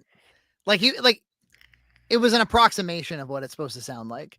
It was it was almost like an Uncanny Valley version of the song where you're like, you're definitely not able to get there, but you're trying to give it the win. And it's honestly, and it sounded that way as a big Rush fan. It sounded that way for like the last 25 years at least. Yeah, and it's only gotten worse. And God bless. He's a great human being. Geddy Lee is an amazing human being, but like he's got the bass skills still, but the voice, man, there's nothing you can do about that. You know who else is like that is Sebastian Shaw. He can't sing the old hits, not even close. You talking about Sebastian Bach? Sebastian Bach, sorry. Sebastian Shaw is, I think, an X-Men villain. Really? Really? Baz? That's isn't that the nickname again? Baz has lost the. I mean, like I always had this theory that like the shorter of a human being, the shorter of a male you are, like the higher your range tends to be. Like Steve Perry's like from Journey is like 5'7". Like Ronnie Dio was like 4'11" or something like that. He was like bordering on midget height, and they had these like soaring vocals, and I just thought that was the rule. But then like Sebastian Bach's like 6 foot, and his shit like just ripped in the 80s. Yeah. And I remember you. But yeah, he can't. He has to basically rewrite the song in order to sing it. What's my register? Asked George. I don't know. You have a pretty good singing voice. I've heard you sing some stuff here and there. It's more like an impersonation of singing. And that's what I do. I mean, that's what aren't we all? What is acting? It's all an impersonation, man. $10 super chat from Super Anthony, someone who follows both of us. I know for a fact. How much? I know Ant well. Yeah. How much for a signed? You shortened his name. That clearly, right? We're on Ant terms. You're on Ant terms. Yeah, me and Frank over here. How much for a signed autograph from Dance Goes with the Justin shirt on your back? Oh, that's almost like can't put like a value on this, bro. You can't tell me that Big Ryan didn't put a big not for resale on the back of that thing. I don't know what's going on with Ryan. Weird stuff over there with that individual. We're all still good friends. Ryan's having a transitionary phase in his life right now. Their life. He's an odd duck. What else we got? Anybody else curious about anything about our lives, our personal lives? Yeah, I'm not trying to hold Frankie here for one of my 4 hour because like if we, I mean, you go long, huh? We have here. I'll talk about my weekend. Gloria has a play date tomorrow with another child. I think we're going to do indoor mini golf. I think that's what my day is tomorrow. Wholesome. Sunday morning, I post the Big Lots episode of What's in Jen's Cart. So you get one of those coming up. We have Monday off. I think she and I are going to go see Dog Man because we have that off together. I have started to do media for the church, so I'm going to be filming baptisms because it's Baptism Sunday. So they put me on like one of those roaming cameras, so I'll be doing that Sunday morning. That's about it. It's a pretty wholesome weekend, if it sounds like to me. Have you been baptized, Frankie? Yeah, not when I was a child. Even though I remember my dad was pretty upset about it, but because he was Catholic and my mom wasn't. And I think back then you followed your mom's religion or something. So that's what they did. And I was like, I'll never do it. But then of course, when I joined this church and I had my own little discovery, I got baptized. And Gloria has been talking about it a bit. And I'm like, don't worry about it. I was baptized when I was like 7 or 8 years old. So that's kind of the popular thing. It was always odd to see adults get baptized when I was a kid because I was like, wait, why are they just now doing that? They've been way more meaningful, actually, but because life is hard. It seems to me, if you don't mind me saying, it's because you were brought up in the church so thoroughly. It's like the Christianese is right on the tip of your tongue. You're saying stuff like, oh, during that season, and you're like, obviously it must have been ingrained. Oh yeah, no, I could be bro, I know all the talking points. I could be a youth pastor. Like I know, like I don't know the verses off the top of my head, like the exact Leviticus, whatever the hell. But I know all the talking points. I know, like I know. Like I could dismantle how you're a bad Christian right now through my religious upbringings, and I guess a little bit of that kernel because like I'm agnostic as fuck. I wouldn't go as far as to say I'm atheist, but I definitely think growing up in the church did more harm than good. And let me just say, like, that's not a knock on anybody who has faith, because like I'm sure there were some great programs out there, but the particular church I went to, there was just some really shitty kids there. I'm sure. And Yeah. there was some just bad people in general. And I was never molested or anything, not to get too dark, but like, I was bullied at church, Yep. because I was an especially shy kid. I didn't have like the best tools for like making friends, because I was pulled out of school at a young age because I had like really bad like anxiety and shit. So like I was like a weird kid, and the fact that I'm doing what I am now, and I'm just this bastion of personability, or whatever you want to call it, is kind of a miracle in and of itself, because I should be a basement dwelling incel, given You feel, my you feel like the leadership at church and maybe elsewhere kind of failed you? Oh yeah, I mean they there was one time I was doing what was it, children's church. They were doing there was like the warm up to actual church. You went to the pre-church thing. I forgot the name of it. A Sunday school. I was in Sunday school for my grade or whatever, and like, dude, like literally the second I walked into, it was like a mobile home. It was like one room of this mobile home. Like this was a pretty ghetto ass church, or white trash, I guess would be the more appropriate. I don't know, whatever you want to call it, whatever racial slur you want to call the church that I went to that denotes poverty. As soon as I walk in there, these fucking kids start like ragging on my shoes, because like skateboarding was like at the height of its popularity, and I was wearing some kind of like off-brand skate shoes. And like we were all poor. Like it's not like it was I was like hanging with a bunch of rich kids. These were like fellow poor kids picking on another like not rich kid, like we weren't poor, but we were like middle class. And they're just like, as soon as I walk in, they're all like ragging on my shoes. And I like look right at like the youth or whoever the guy was, and I was like, even as a little kid, I go, yeah, this really makes me want to go to church, man. And he just like looked at me like, damn. And then he like literally he resigned from being the youth pastor like a couple weeks after that, and like a lot of people were like really upset because he and I'm not trying to say I was a direct causation of that, but I'm sure there was a bunch of little things, and that was But probably he missed an incredible responsibility. And I think grown-ups, I think in adulthood we do that all the time, where there's some situation we could involve ourselves in, and for whatever reason we don't. Having a child makes me feel like, oh, you think back to like, for every one of those that happen, I've got my own stories too. I think maybe most people in the chat, if they think back to like, was there, when I was a kid, who are the adults that made a difference? Everybody's got one or two. So, whether it was your parents or whether it was, a relative or a teacher or whatever. There's always somebody who took a little extra time to be like, I remember I had an English teacher who was like, check out this thing called American Movie. I just think you'd like it, and just having like an English teacher be like, oh, he thinks I'd like this. And then I do. And then I'll go talk to him about it. Like the smallest gestures that actually made a really big difference. I remember I had a video teacher who was like, there's this college called Emerson College.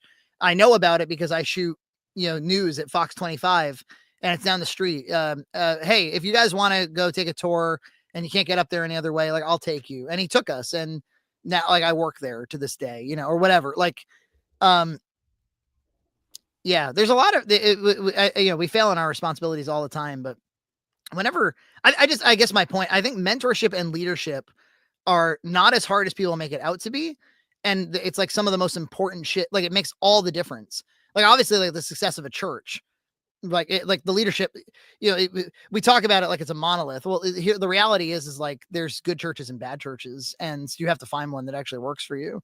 But that the same is true of families and relationships and apps and YouTube channels and absolutely everything, anyway, I don't know if you ever went to a church like this, but our church did this, and I've seen this, and I think this might have even been it might not have been The Simpsons, but it was some other show.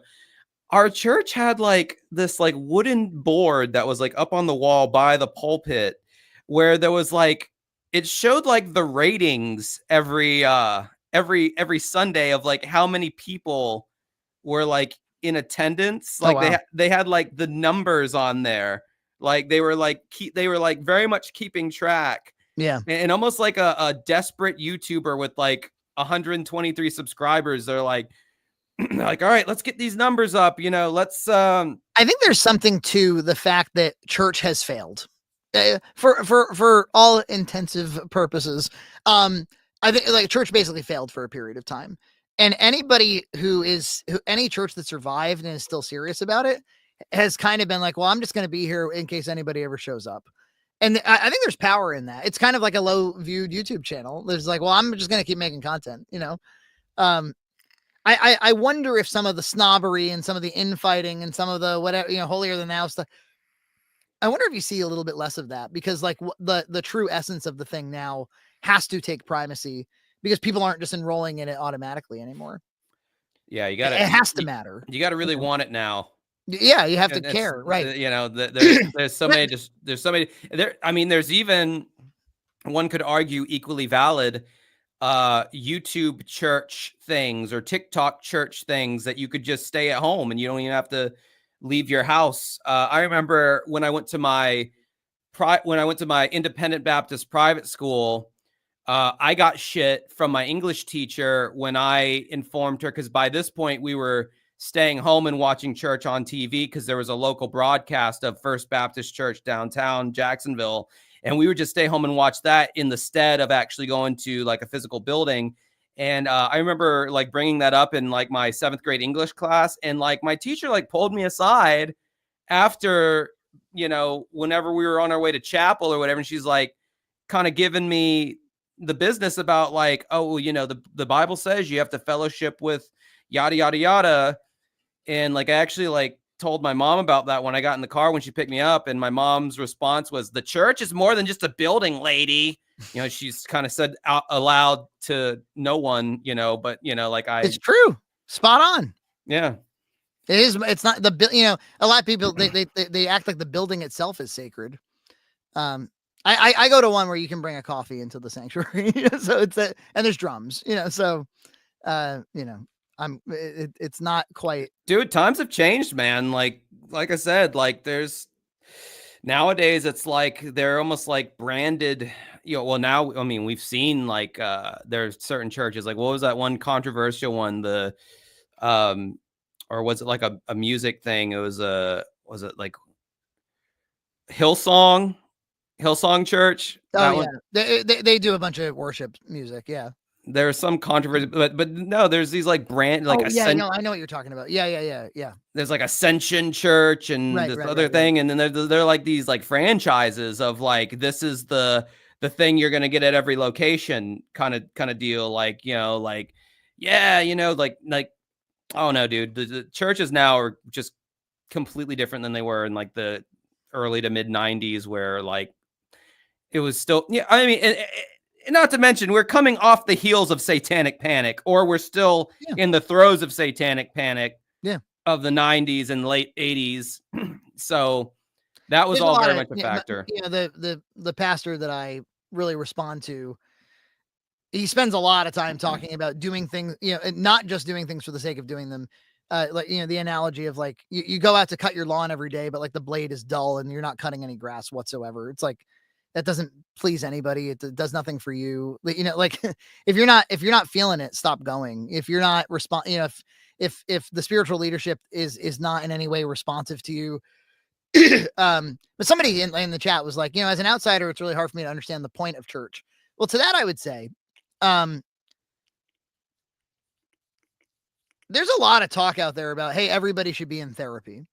Every single person should be in therapy. It's a wonderful thing to do. Everybody should be super introspective.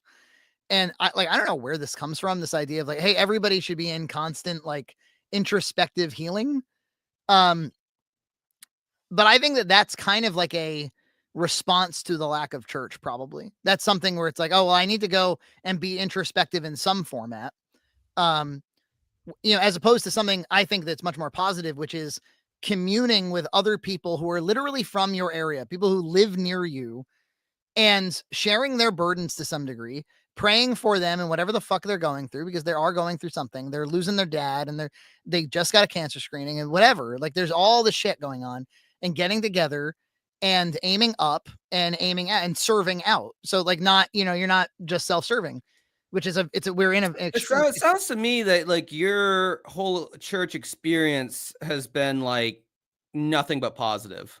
Yeah. Well, I wouldn't go if it, but I also showed up when I was 35 and with a Well, child but yeah, look, I'm incredibly impressed by the people who so put this you, on. yeah, man, you missed out. Well, no, I shouldn't say missed out. You dodged Yeah. so much of what completely turns me off about church, and it sounds like I don't know. It sounds like maybe this new church model is something that doesn't put a bad taste in people's mouth so quickly. But I mean, geez, we're talking about like the shitty bully kids, the cliques that were in church. Oh my God. Like not only with the kids, but the adults, there were cliques. I mean, it was like high school. It was It makes perfect sense. Look, if I went there and I saw nothing but shitty people acting shitty to one another, it would really hurt me. Like that would be really raw, because it's way worse than going to school and people are terrible. Going on YouTube, people are terrible. This is supposed to be a place where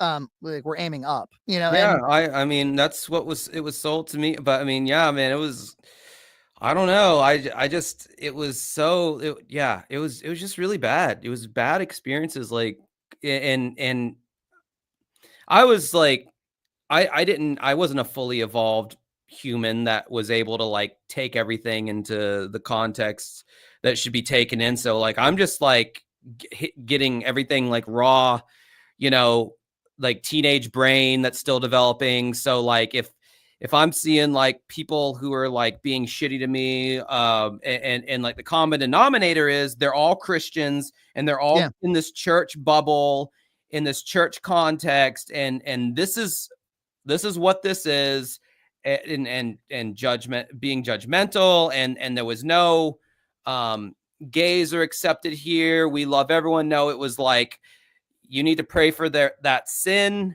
because that is a sin, and that person is like, you know, flawed in a way that we find especially begrudging. yeah, It's especially, and that's another thing I always thought was funny about church, from my experience, was that all sins were very much not equal. right. In my church experience, there were certain sins that were way more egregious than others. Like there were so many fat fucks in our congregation. Never once did they preach about gluttony. Never once did they preach about, you know, you need to take care of like, you know, your temple, you know, your Were they body. pretty down on divorce? I'm pretty down on divorce myself. I I don't, think we should make it work with each other. since I was a kid, I don't think I would have noticed that if they did talk about it. My mom got a bad, as Christian as she was, my mom always got a really bad taste in her mouth whenever they'd have sermons about tithing or Right, giving them money. right. She always got really sour about that. And I Yeah. remember even as a kid not realizing the implications of like even the value of money and all that. I would notice like for a week or two we wouldn't go to church because they were on this tithing bit, and my mom just was not down with being talked to about like giving them money. There was just so many things that I noticed that were like they really hate like masturbation and porn and homosexuality and like, you know, being a drunk and Right. being just a piece of shit in general, but like they wouldn't talk about these other things that if you are truly a Christian who believes everything that the Bible says, you should also be harping on these other things too, but they never talk about gambling. What's interesting? Almost everything so they do at my church. There's Sunday service in the morning. There's Tuesday night prayer, which you can go to, which it seems like for the most part, it's the people who serve on Sundays go to that one as almost like a makeup day. And then they have like conferences and all kinds of other stuff. So they have a lot of space. They were able to buy a lot of space. And it seems to me like the people who are the most active in the church are recovering alcoholics. Makes sense. They're people who are really hurt by something that happened to them in their childhood, by their parents normally, or by a stepdad or something. There's a lot of that I hear about. And then and then parents who, there's a lot of kids involved, but there's a K through 12 there, but I think they only have like 60 kids enrolled or something.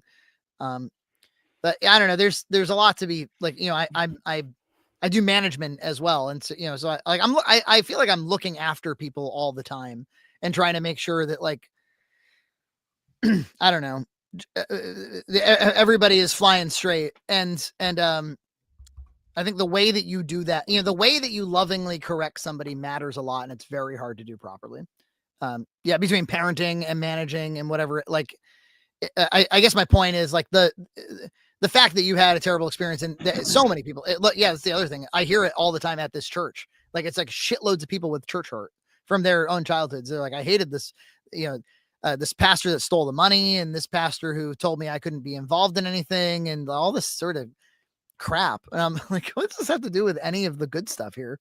Um, but yeah, like I said, maybe the failure of it, maybe the stripping down of it, and then the rebuilding of it was necessary. But then there's also there's also like a lot of preachers who are like, you know, your brand and that whole feel good kind of Joel Osteen, not prosperity gospel. I'm not talking about that, but the whole like just presenting like the feel good parts of it is like half-assing the reality of what it means to truly be like a Christian and an example to secular people, non-believers. Right.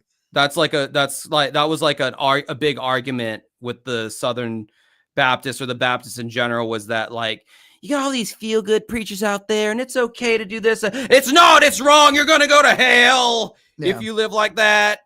You know, like they wouldn't curse, but you know, it's like you're half-assing your Christianity. It's not supposed to be just, oh, I feel good and your emotion. It was a lot of like, fuck your feelings energy with a lot of the pastors. There's a lot of woke churches now too. There's a lot of I have a friend who he lives in the Boston area, and he goes to some Unitarian one, and I'm like, what the hell is that all about? And he's like, well, it's a lot of white people, and they talk about how racist they all are. And I'm like, at church? Like, it's like, you know, it almost seems like it's like the opposite of, you know, it's like the one place where everybody can just kind of be equal under the Lord. But yeah, I think most of the sermons are political in nature, and like self-effacing in kind of the way that you're describing from your childhood, except like in a progressive political framework.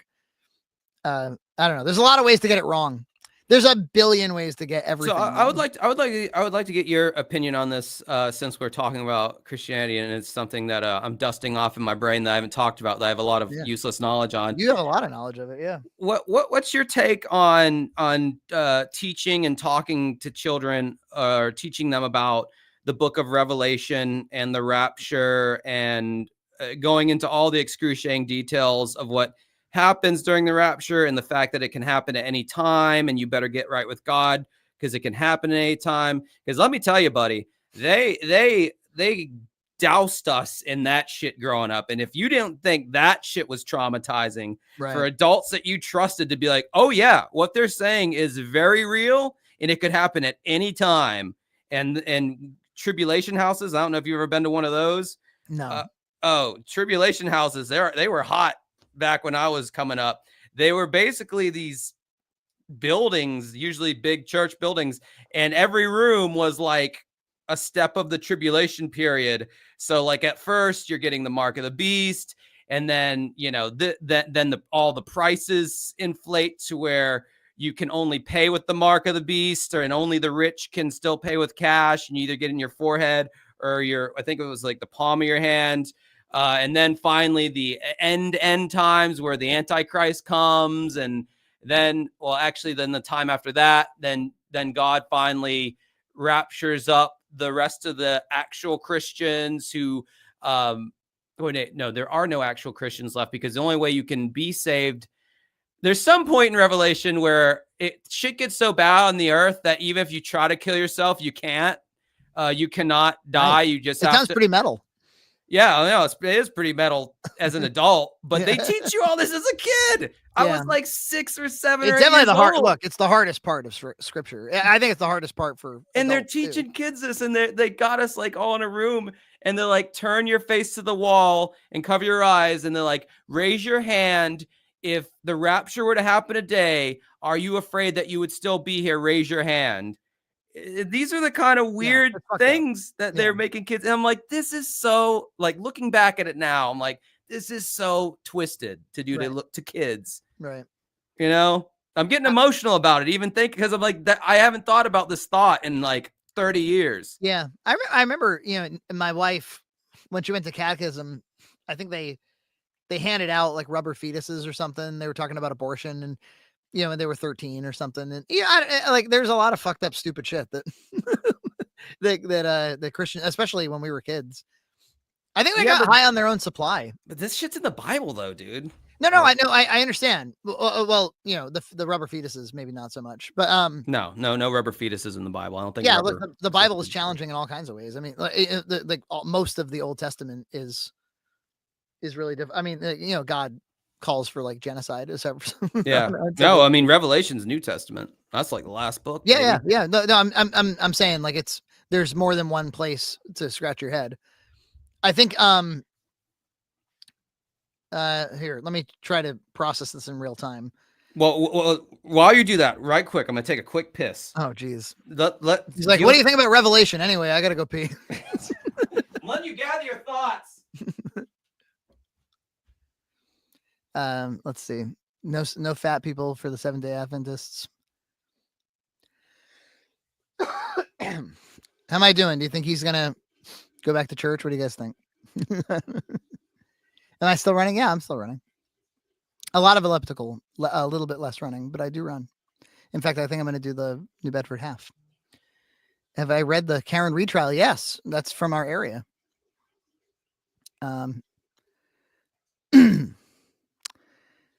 Gout is common for Seventh-day Adventists. That's interesting. I wonder why. Or maybe you're just kidding. Somebody said they want to make sure Josh washes his hands. Maybe he hasn't been. I don't think I would. If I just needed to run and pee real quick, I would handle my penis as little as possible and then get back as quickly as possible for the stream. Sad Mad. Well, oh, that's nice of you. That my brain works fast. Maybe. I should do a church pod on off weeks. Jason, I can't believe you find any of this interesting. I thought for sure you'd bow out. I'm actually shocked by how interested you all are in the Christian chat. I've been avoiding the topic out of fear of I don't know, out of fear of like the atheistic people would be really down on it, and then the really religious people would think I have it all wrong. That was actually the fear. It's kind of like music fans. Oh God, now or some other point in time have been gay. Do you all wait for him to come back from peeing even when he's by himself? All right, good. Oh, shit. So Revelations. Are you going to teach it? Is Gloria going to learn about it? Well, yeah. Look, I mean, Christ is coming back as part of the deal. Part of the deal. So I was going to say, and this might sound heretical to some, but I think that if you did not believe in God, if you didn't actually believe in a God that truly exists in real physical matter, and you didn't believe that a man rose from the dead, and all of that, if you were like, look, I'd like to, but I don't. I still think that going on a Sunday gathered with people who care about you and who you care about, and praying over them, even if you don't believe in any of it, I think all of that is really valuable. Because life again is really hard, and I think we need community, and I think so I think like all of the structure of it, but then I think like if you show up and you're not going to in any way buy into the scripture and the story that's the foundation of the entire thing, then you're acting out something kind of hollow. You're not participating in a way that's meaningful. That's where it gets murky for me, because it's like I said, dude, talk about dogmatic ingrainings in the back of my brain that are like hardwired in there. Like because like I think the first thing you said is exactly true, and why I don't. Though I've had such shitty experiences myself, I'm never going to dog anyone for saying that they're Christian or that they go to church or whatever. Because I do think there's a lot of that useful community, and it in general, especially with churches nowadays, from how you're talking, Western churches anyway. Don't even get me started on Islam, or the Muslims. You'll get shut down too. Yeah, but yeah, I mean, I do think there's some good stuff in there. However, uh, there's that part of me that's like, well, you kind of got to believe all of it, or it's not. You know, Yeah, you're that's not what I'm trying truly. to say. And so I think that, like, if you have bought in, if you have decided this is what I'm doing, I don't think that you get to say like, but I'm going to like just not read Revelations and I'm going to not tell my child about any of what's in there. But yeah, I think there's a palatable way to talk about it. Look, I show my kids South Park. So I think there's a way to present information to your child that's even difficult.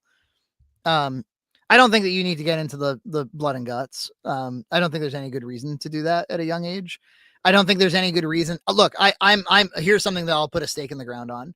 I do not think that anything about my faith or about the Christian faith should be presented in a fearful framing. I don't think anything should be like, hey, I'm here to tell you something scary. Dude, the amount of people that I can tell you for a fact got saved when I was coming up was fear. It was out of fear. It was out of Well, I sometimes I hear my daughter talking like that. She'll be like, I better, right? And I'm like, let's start over. Like, I don't want you going, I don't even want you thinking that way. And scripture is pretty clear about that. Like, God does not give us a spirit of fear. Yeah. And then I think about like it comes like it. So I feel like the life cycle of like belief or whatever it kind of comes. It's like a circle, like you start out as a kid, and your parents like raise you to believe a certain way, and most it doesn't sound like you did, but most people kind of stick to whatever their parents, whatever they were raised on, and then they reach this like period in their like 20s and 30s where they feel kind of invincible, and you're at your most healthiest you're ever going to be. Seemingly you don't have a whole lot of problems where you feel like you need some kind of you're the master of your universe. And then as you like become elderly and you start experiencing health problems, and you kind of start getting a glimpse of the precipice of death before you, you kind of maybe there might be something to this Christian out of thing. fear, out of fear about what's to come. Out of fear. That's the wrong. It's just the wrong approach. Like, there's not like the Bible is not super vivid about what hell even is. You could reasonably interpret it to be distance from God, to be forsaken, or to be left, forgotten by God. And so, what does it mean? So then interpret that. What does it mean to be forgotten by God? Well, it means to be disconnected from the thing that is the source of your purpose and the source of your life. Like the idea is that you were created. So that's a starting place, and that therefore there's a real you. And that real you is something that you might not even necessarily know about yourself. That's something that your creator knows about you. And so the adventure of your life is trying to understand what that is. Who the hell am I? Who's the real me? And to be disconnected from that realness is to live in hell. Like you could, I don't think you need to spend a lot of time being like, oh, I'm really worried about the day after I die or something. It's more about like, I want to be close to the source, and I don't want to be distant from the source.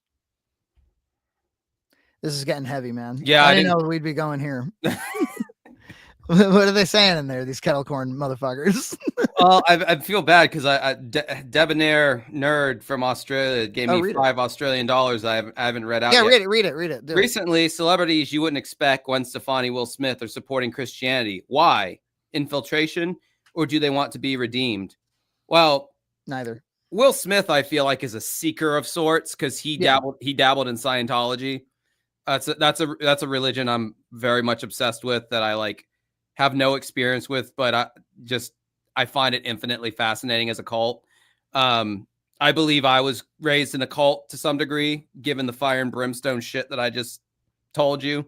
I think you could probably on some level agree that there was some culty nature to my particular flavor of Christianity. You've actually talked about cults on your channel before, right? What's the defining thing of a cult? Is something you can't leave, right? It's like a group think. It's there's some kind of a disconnection process if you try to leave. Yes. Whether that's I think that's the biggie. Yeah. Like you're going to be ostracized, you're going to be alienated, you're going to be disgraced if you leave. So I think that's another I just keep coming back to like the thing that's crucial about your walk has to be that you're doing it because you want to do it, and that you don't do it if you don't want to do it. Like the voluntarism of it is extremely important. Well, you know, I mean, again, speaking from my own experience, if you, my family's probably like not the best example because my dad kind of passed away before I was like truly like, fuck all this shit, I'm not into it. But my poor mom's had to like bear the brunt of like she'll try to tell me about some, Josh, you got to listen to this guy. He knows the Lord so well, and it's so good what he's saying. And I'm like, Mom, I don't believe in it. It's like if I was trying to like sell you on Scientology, and I'm like, Mom, there's this guy who just knows Scientology so well and the teachings of L. Ron Hubbard. Totally. And it's like my mom's gonna be like, I don't even believe in L. Ron. Don't even. That's how I am with my mom. But she's still like that. She tries to convert you and stuff. She's gotten back into it after my dad died. Like that totally like brought her back, you know, as death tends to do to people in one way or the other. Who's to say I won't become a foxhole Christian if some bad shit were to happen to me? You know, I'm not above that. But yeah, man, back in the day, I mean, like, there's so many families down here that, like, if you were to say that, like, I mean, especially the kids I went to high school with, I went to a school called Trinity Christian Academy, and man, there's kids that I see who are still like drinking the Kool-Aid, and I'm like, bro, you don't have to, like, you can loosen up your anus just a little bit, like, but they're still like, even if they drink in public, they're like very like, if they have that one drink, they're like, oh man, like, you know, and they're like, they're not big on swearing and just like, and they're like in their 30s, and I'm just like, dude, you can just do what you want now, like, you don't have to. But I know that veil of what the family thinks and what the extended family thinks, and if they still have grandparents, what the grandparents think. And I don't know, man. It is kind of culty to some degree. Sure, There's some kind of disconnection or some kind of ostracization, however you want to call it, that would go on with a lot of people that I came up with. And it's kind of why with the quickness, when I went to college, I very much clung to liberalism and anything that was anti-conservative, anti-religious. You were reacting. I was very much like, it was like, I was too. I went through the same thing. Yeah, it was like breathing air for me for the first time. Like, finally, like I can be around people who are like non-judgmental and like accepting, and they don't, you know, like, they don't think you're going to hell if you have like a same-sex attraction. Because I was so gay, Frankie. I was gayer than gay, and no, I'm just joking. I don't know. Yeah. If you told me bi or something, I'd be like, okay. I was just, the first time I went to college, I was like, where's the gay experimentation room? Because I heard you experiment with your sexuality in college. Where's that room at? Show it to me. I got some dicks I want to suck. Put me on the dick floor. I want to sit on all of them. Just see which one fits me the right way. No, but no, I you know, there's that whole little punk rock anarchist attitude you have when you're like in your early 20s and you're like, fuck everything, man. And, you know, as you get older, you kind of like, because for instance, like I feel like the woke stuff has gotten, I can't. It's religious. Well, actually. Yeah. I mean, like, I can't call myself a liberal anymore. They've just gone. Look, I think every critique you've had about Orthodox Christianity could be levied at the progressive left today. Probably there's an orthodoxy. I think what you're reacting to is orthodoxy. Jason said it in the chat earlier. He was like, a lot of your critiques could be levied at almost any kind of assembled group of people. And it's kind of, you know, I do agree that religion can be unique in as much as it gives people moral authority in a way that, but look, who has more moral authority than a progressive young person these days, you know? Yeah. And I mean, I'm not going to sit here and try to like stand up for that or anything. I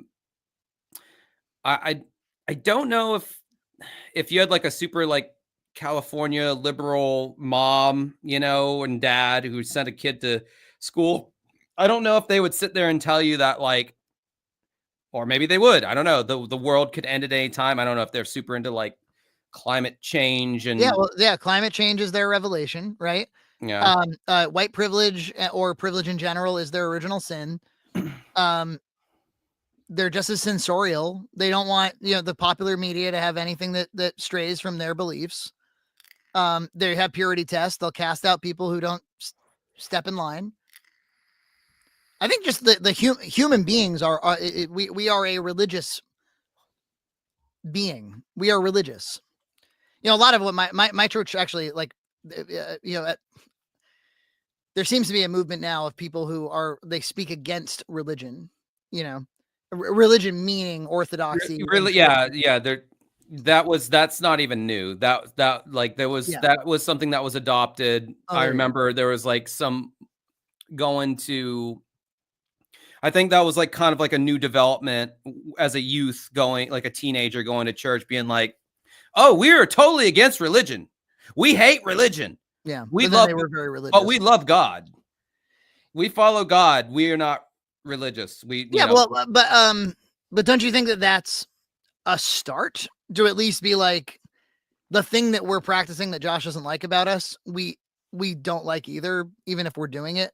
I mean, you can be hypocrite. I suppose the hypocrisy would be really frustrating. they had kind of already lost me at that point. So, But wouldn't it be nice if the progressive left was like, we hate wokeness, and then, you know, they proceeded to be very, very woke or something.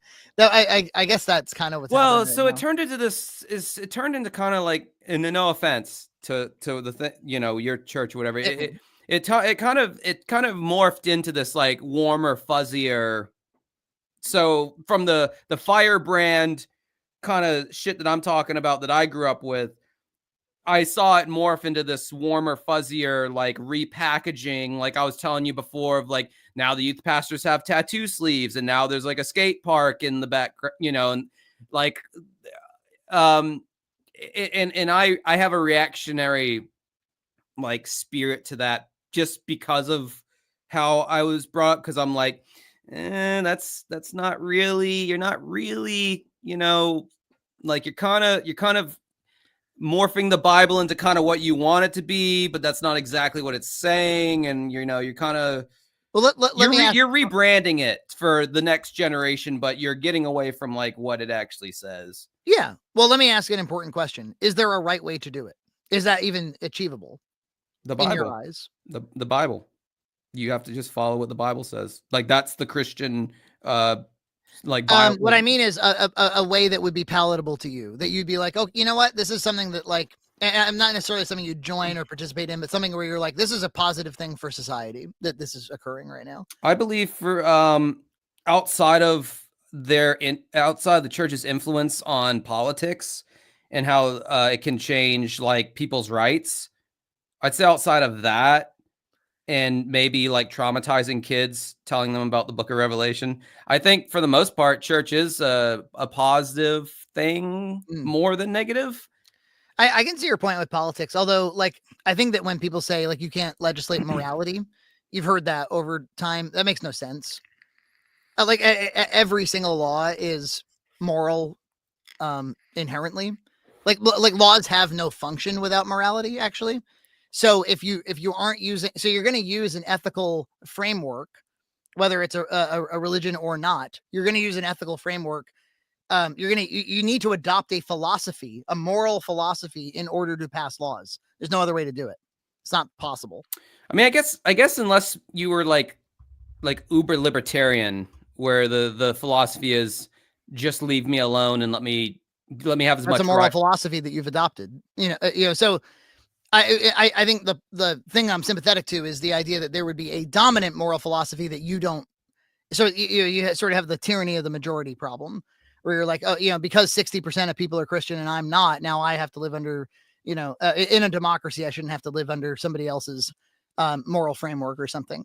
But it doesn't bother me in this. I'm not immediately bothered by the fact that somebody used a moral philosophy to pass a law. That's just common sense. But we've kind of gotten away from, like, for some reason, we've become very offended by this. It's like, but of course you're going to do that. That's what the atheists do. I don't know. Frankie's big brainness has gotten outside of my realm of no, you look, I think everything you're saying makes a ton of sense, and you have the truth is you have way more perspective on this topic than I do. I have a very different, narrower perspective on it.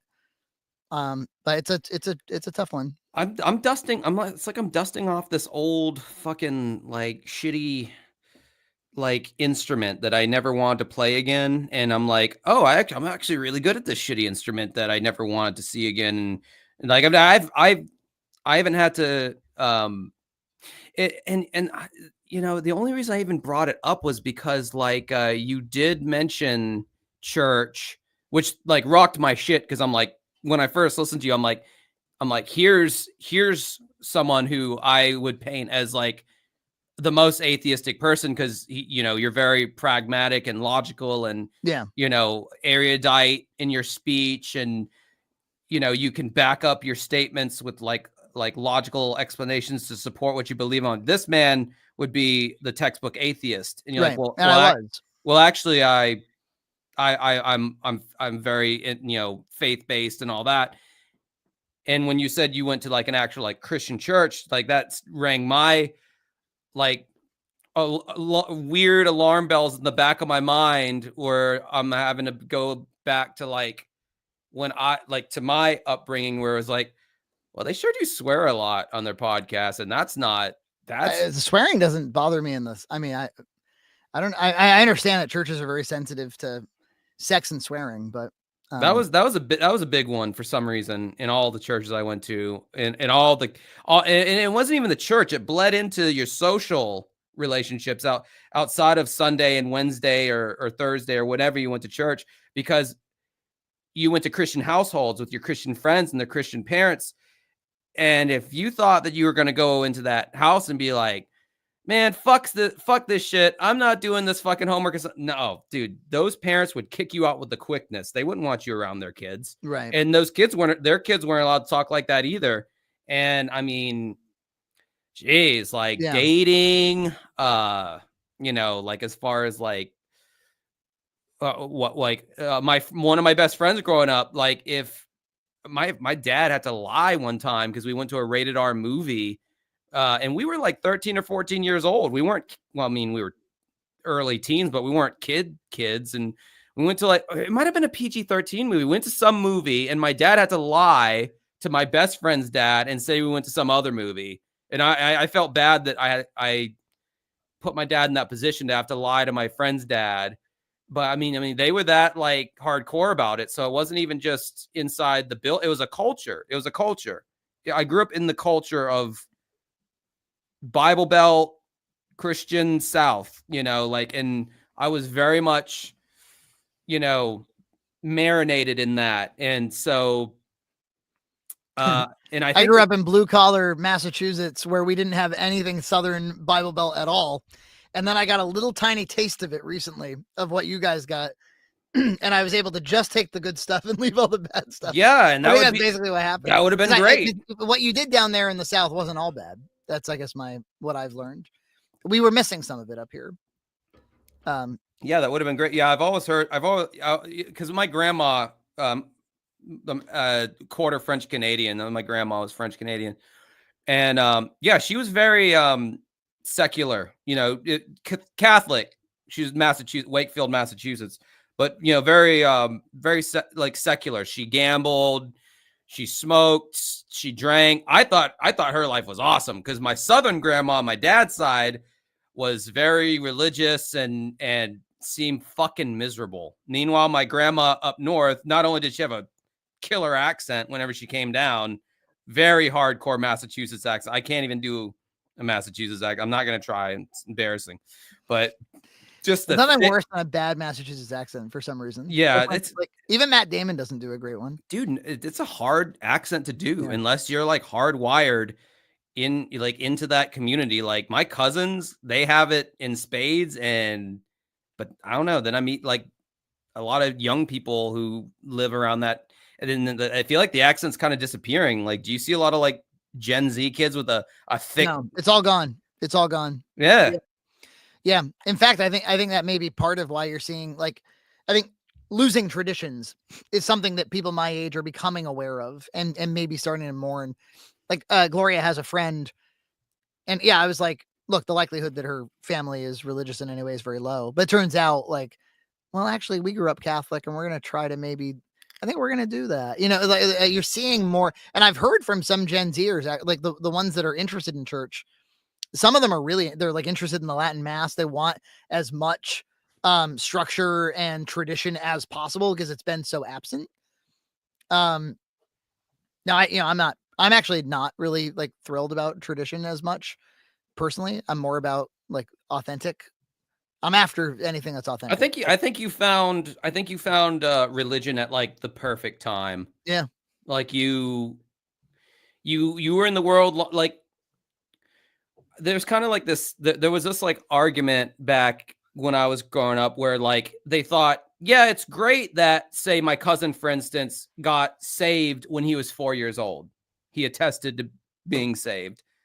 And the preachers were like, that's great, but you're kind of 4 years old. Do you even know what the hell you're even?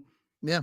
But like when you've lived in the world and you see how shitty things are and how evil things can be, and then you're presented with this like other option of like here's this, I don't know, moral, I guess, way of living that's a little bit, you have standards of like doing good and being good. And I think like, so I would say like the fundamental, if there was one fundamental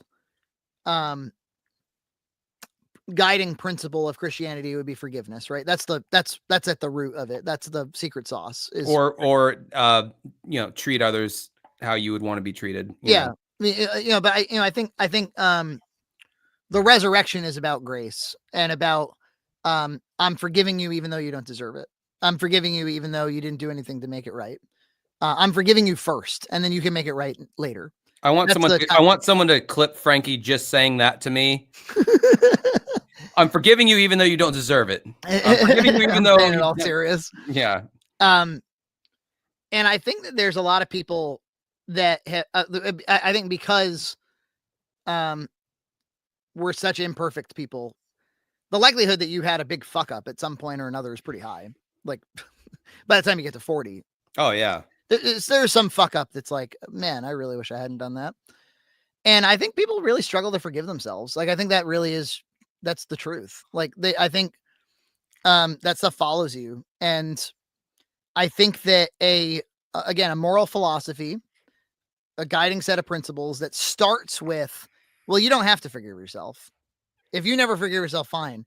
But your creator forgives you. You're forgiven in the first place. You're forgiven ahead of time. I think that makes a big difference in people's lives. And you might say, well, okay, well, that's just some silly lie to get around the problem. It's like, yeah, but it's also true in I think in a philosophical sense, which is that you're small in eternity.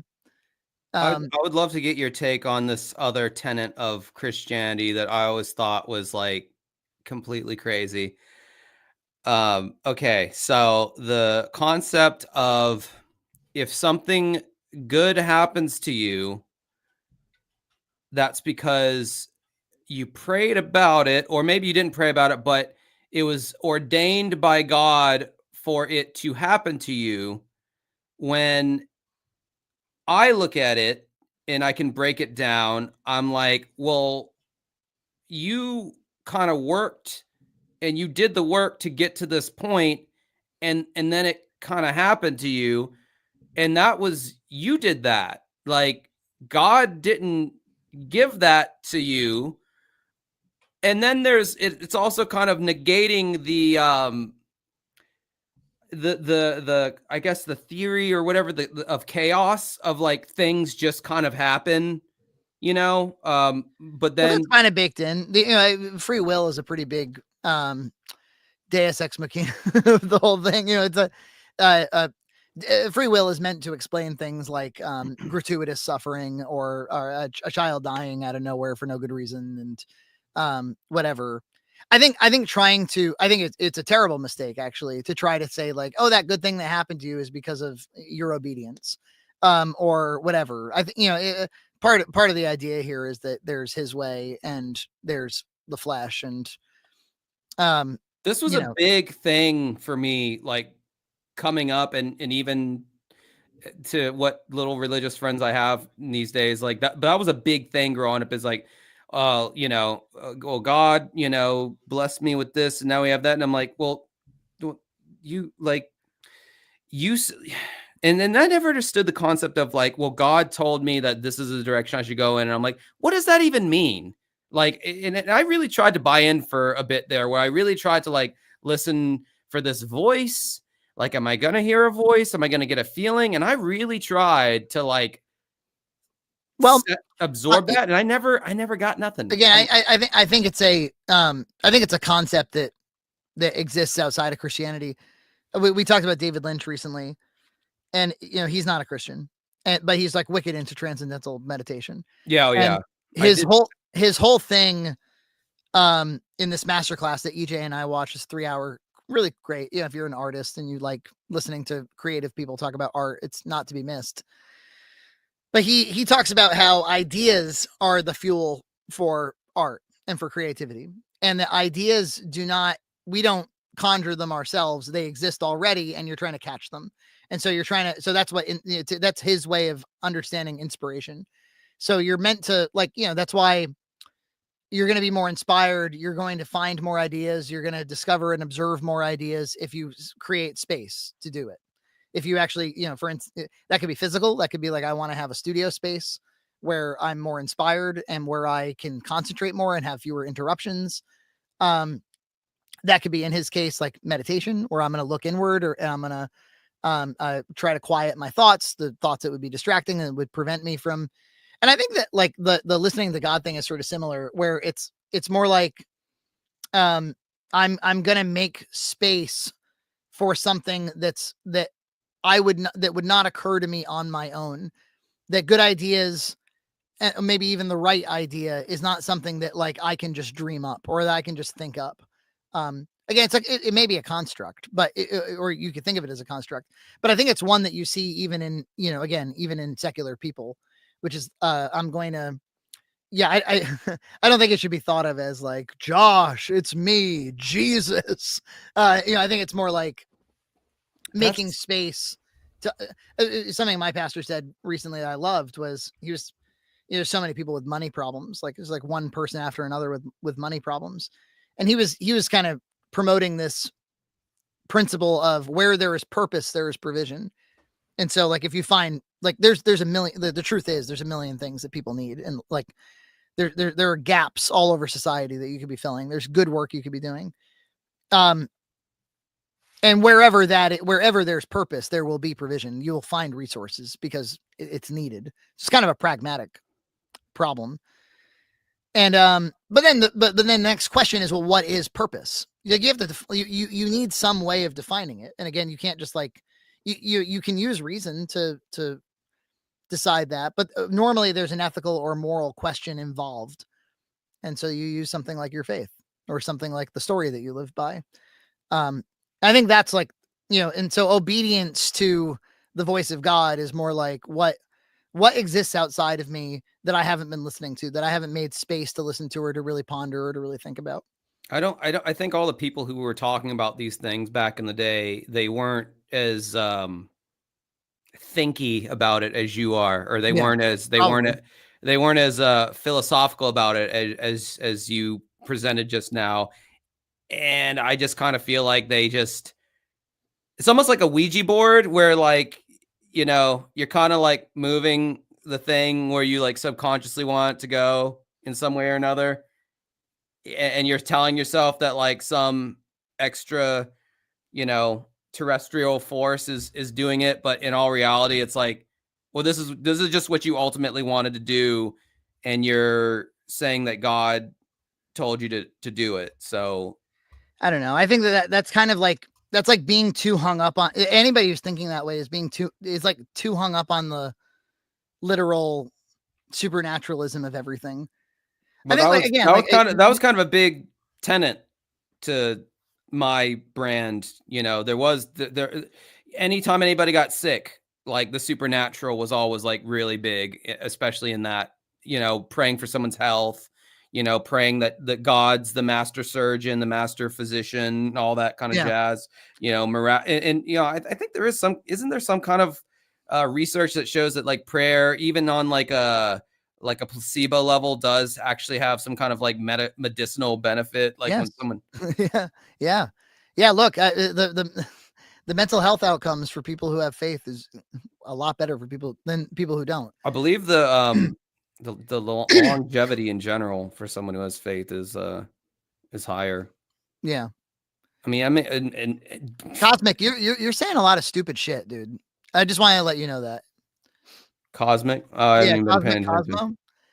The supernatural of the Bible is all religion has ever had, though. What a stupid fucking comment. The super. I just spent like the last 2 hours describing like all of the things that exist outside of the supernatural that contribute to what I'm talking about. You're like, oh, you're floundering. All it is supernaturalism. Like, dude, grow up and fucking grow a few brain cells. Hell yeah, I love it when Frankie goes at my chat. I'm Fucking not. idiot. I'm not even joking. I I mean, love. that's I love all it this. has. Like, We how got myopic can you be? Anyway, we got $10 super chat for Gag Zuki. $10. I like Josh After Dark, where we talk about farts and boobs. I also like Josh Rogan, where we have a more serious sit down conversation. Thanks for the entertainment during my drive tonight. Yeah, I feel like this is like when the shows I think like The Simpsons had a take on this, like when like in the 60s where the talk shows got more like serious, and like Frost Nixon-esque kind of interview where it's like black and white and we're both wearing like sunglasses and smoking a cigarette and like, so what do you think about the state of the world? And it's not all like jokey and shit like it was. Like it's kind of what this is morphed into. I didn't expect it, but your chat seems to be liking it. They like, what I've noticed is they like this side of you. They like a little, like a disarmed, kind of raw Josh. Maybe you can give them this more often, but you probably need like, the conversation is what is necessary. Hey man, Josh is always Josh. I mean, I whenever I'm farting into the microphone and talking about how hot a chick is, that is just as real as me being traumatized by having to face a wall in a trailer at 7 or 8 or 9 years old, being like, raise your hand if you're afraid when the rapture happens, you're still going to be here. They both exist in the same bin. I can vacillate between these two things at a freakishly fast nature, and it doesn't, I get no whiplash from it. I don't know. That's great. They like it. They like it. They're here for you. They're here for you. Dude, especially. They're here for you too, my friend. I don't know. It says 143 people, but I can't imagine that there's that many people that are actually farting around in this chat, like while we bullshit. But it's possible. It's almost 1 a.m. I probably should go to sleep. Otherwise, this play date tomorrow is going to be hellish. Hey, man, I didn't mean to do a 4-hour on you, but it's fine. No, look, they're right. It's Josh Rogan. It became a kind of a Rogan. One person was worried about my, I never took a pee break. Well, Frankie doesn't drink like I do, or he doesn't drink at all. Yeah, no, I didn't. I probably should have had a water because I had some coughing going on, but I've been okay. I've been good. I think I don't know. Dare I say I scratched an itch that maybe you were clamoring to talk about on some level. Yeah. Maybe it's good. Yeah, maybe it's good to park it on your channel instead of putting it on my channel. Park it on my channel in like the second half of a 4-hour live stream where no one will ever find it. Yeah, exactly. Yeah, if they're really interested, go watch the Dancing with Ghosts stream. Yeah, go Dancing with Ghosts, 1994 issue number 3. in the last back pages, Frankie goes in depth about his religious beliefs. Exactly. Yeah. I mean, there's so much more to say, but yeah, I think you were the right person to talk to about it because they were so bad to you, honestly. But many such stories, unfortunately. Yeah, I got all the terminologies in the brain. Yeah. Sadly, I have I'm acquiring just as much about Scientology, but I just find that religion so fucking silly. I love listening to and learning their terminologies and all that. I don't know. It's a channel in my Discord, for fuck's sake. Well, I think we've dialed it down to just, or no, I think we deleted it because there was no interest in that particular channel. I discovered that I'm really one of the only people that. The Hotties channel in our Discord, that gets a lot of play. Hotties, yeah, we have an e-thought. And where it came from was because we're not just like a horny group, really. Oh, we are so horny in our channel. Really? It's such a horny channel. What happened was it started with like Jason Graves had like a crush on this one or that one. And we just got a real kick out of who Jason had. Yeah, I didn't do shit. We got a kick out of who he had crushes on. And then we started to learn. He was like, well, there's this other one that only has, she's really into Sonic, but she's like a little too autistic for me or whatever. So there's this one named Splishby, that is especially fascinating. She's going through a lot. She's lonely and she's sad, but she's trying to monetize that. There's a lot of simps in her chat, and it seems like the ones where she's talking about how sad she is get the most views. And so it's like a feedback loop. It's a little bit interesting at the very least. We've talked about like, what if she came on my pod and I tried to like break it down with her and see if I could, throw her at the feet of the Lord or something. But I'd love to try to rehabilitate her. But mine are literally like someone will post a picture and I'll be like, I would like to have sexual intercourse with her, or why isn't she spitting in my mouth now? Like that's how that's how depraved. Yeah, it's not quite that. Look, there is a critical mass of Christians in mine. I've said on my Discord before, I'm like, hey, Red Cow probably has more intelligent people on their Discord, but you know what? Come here for the fucking Howard Stern runoff.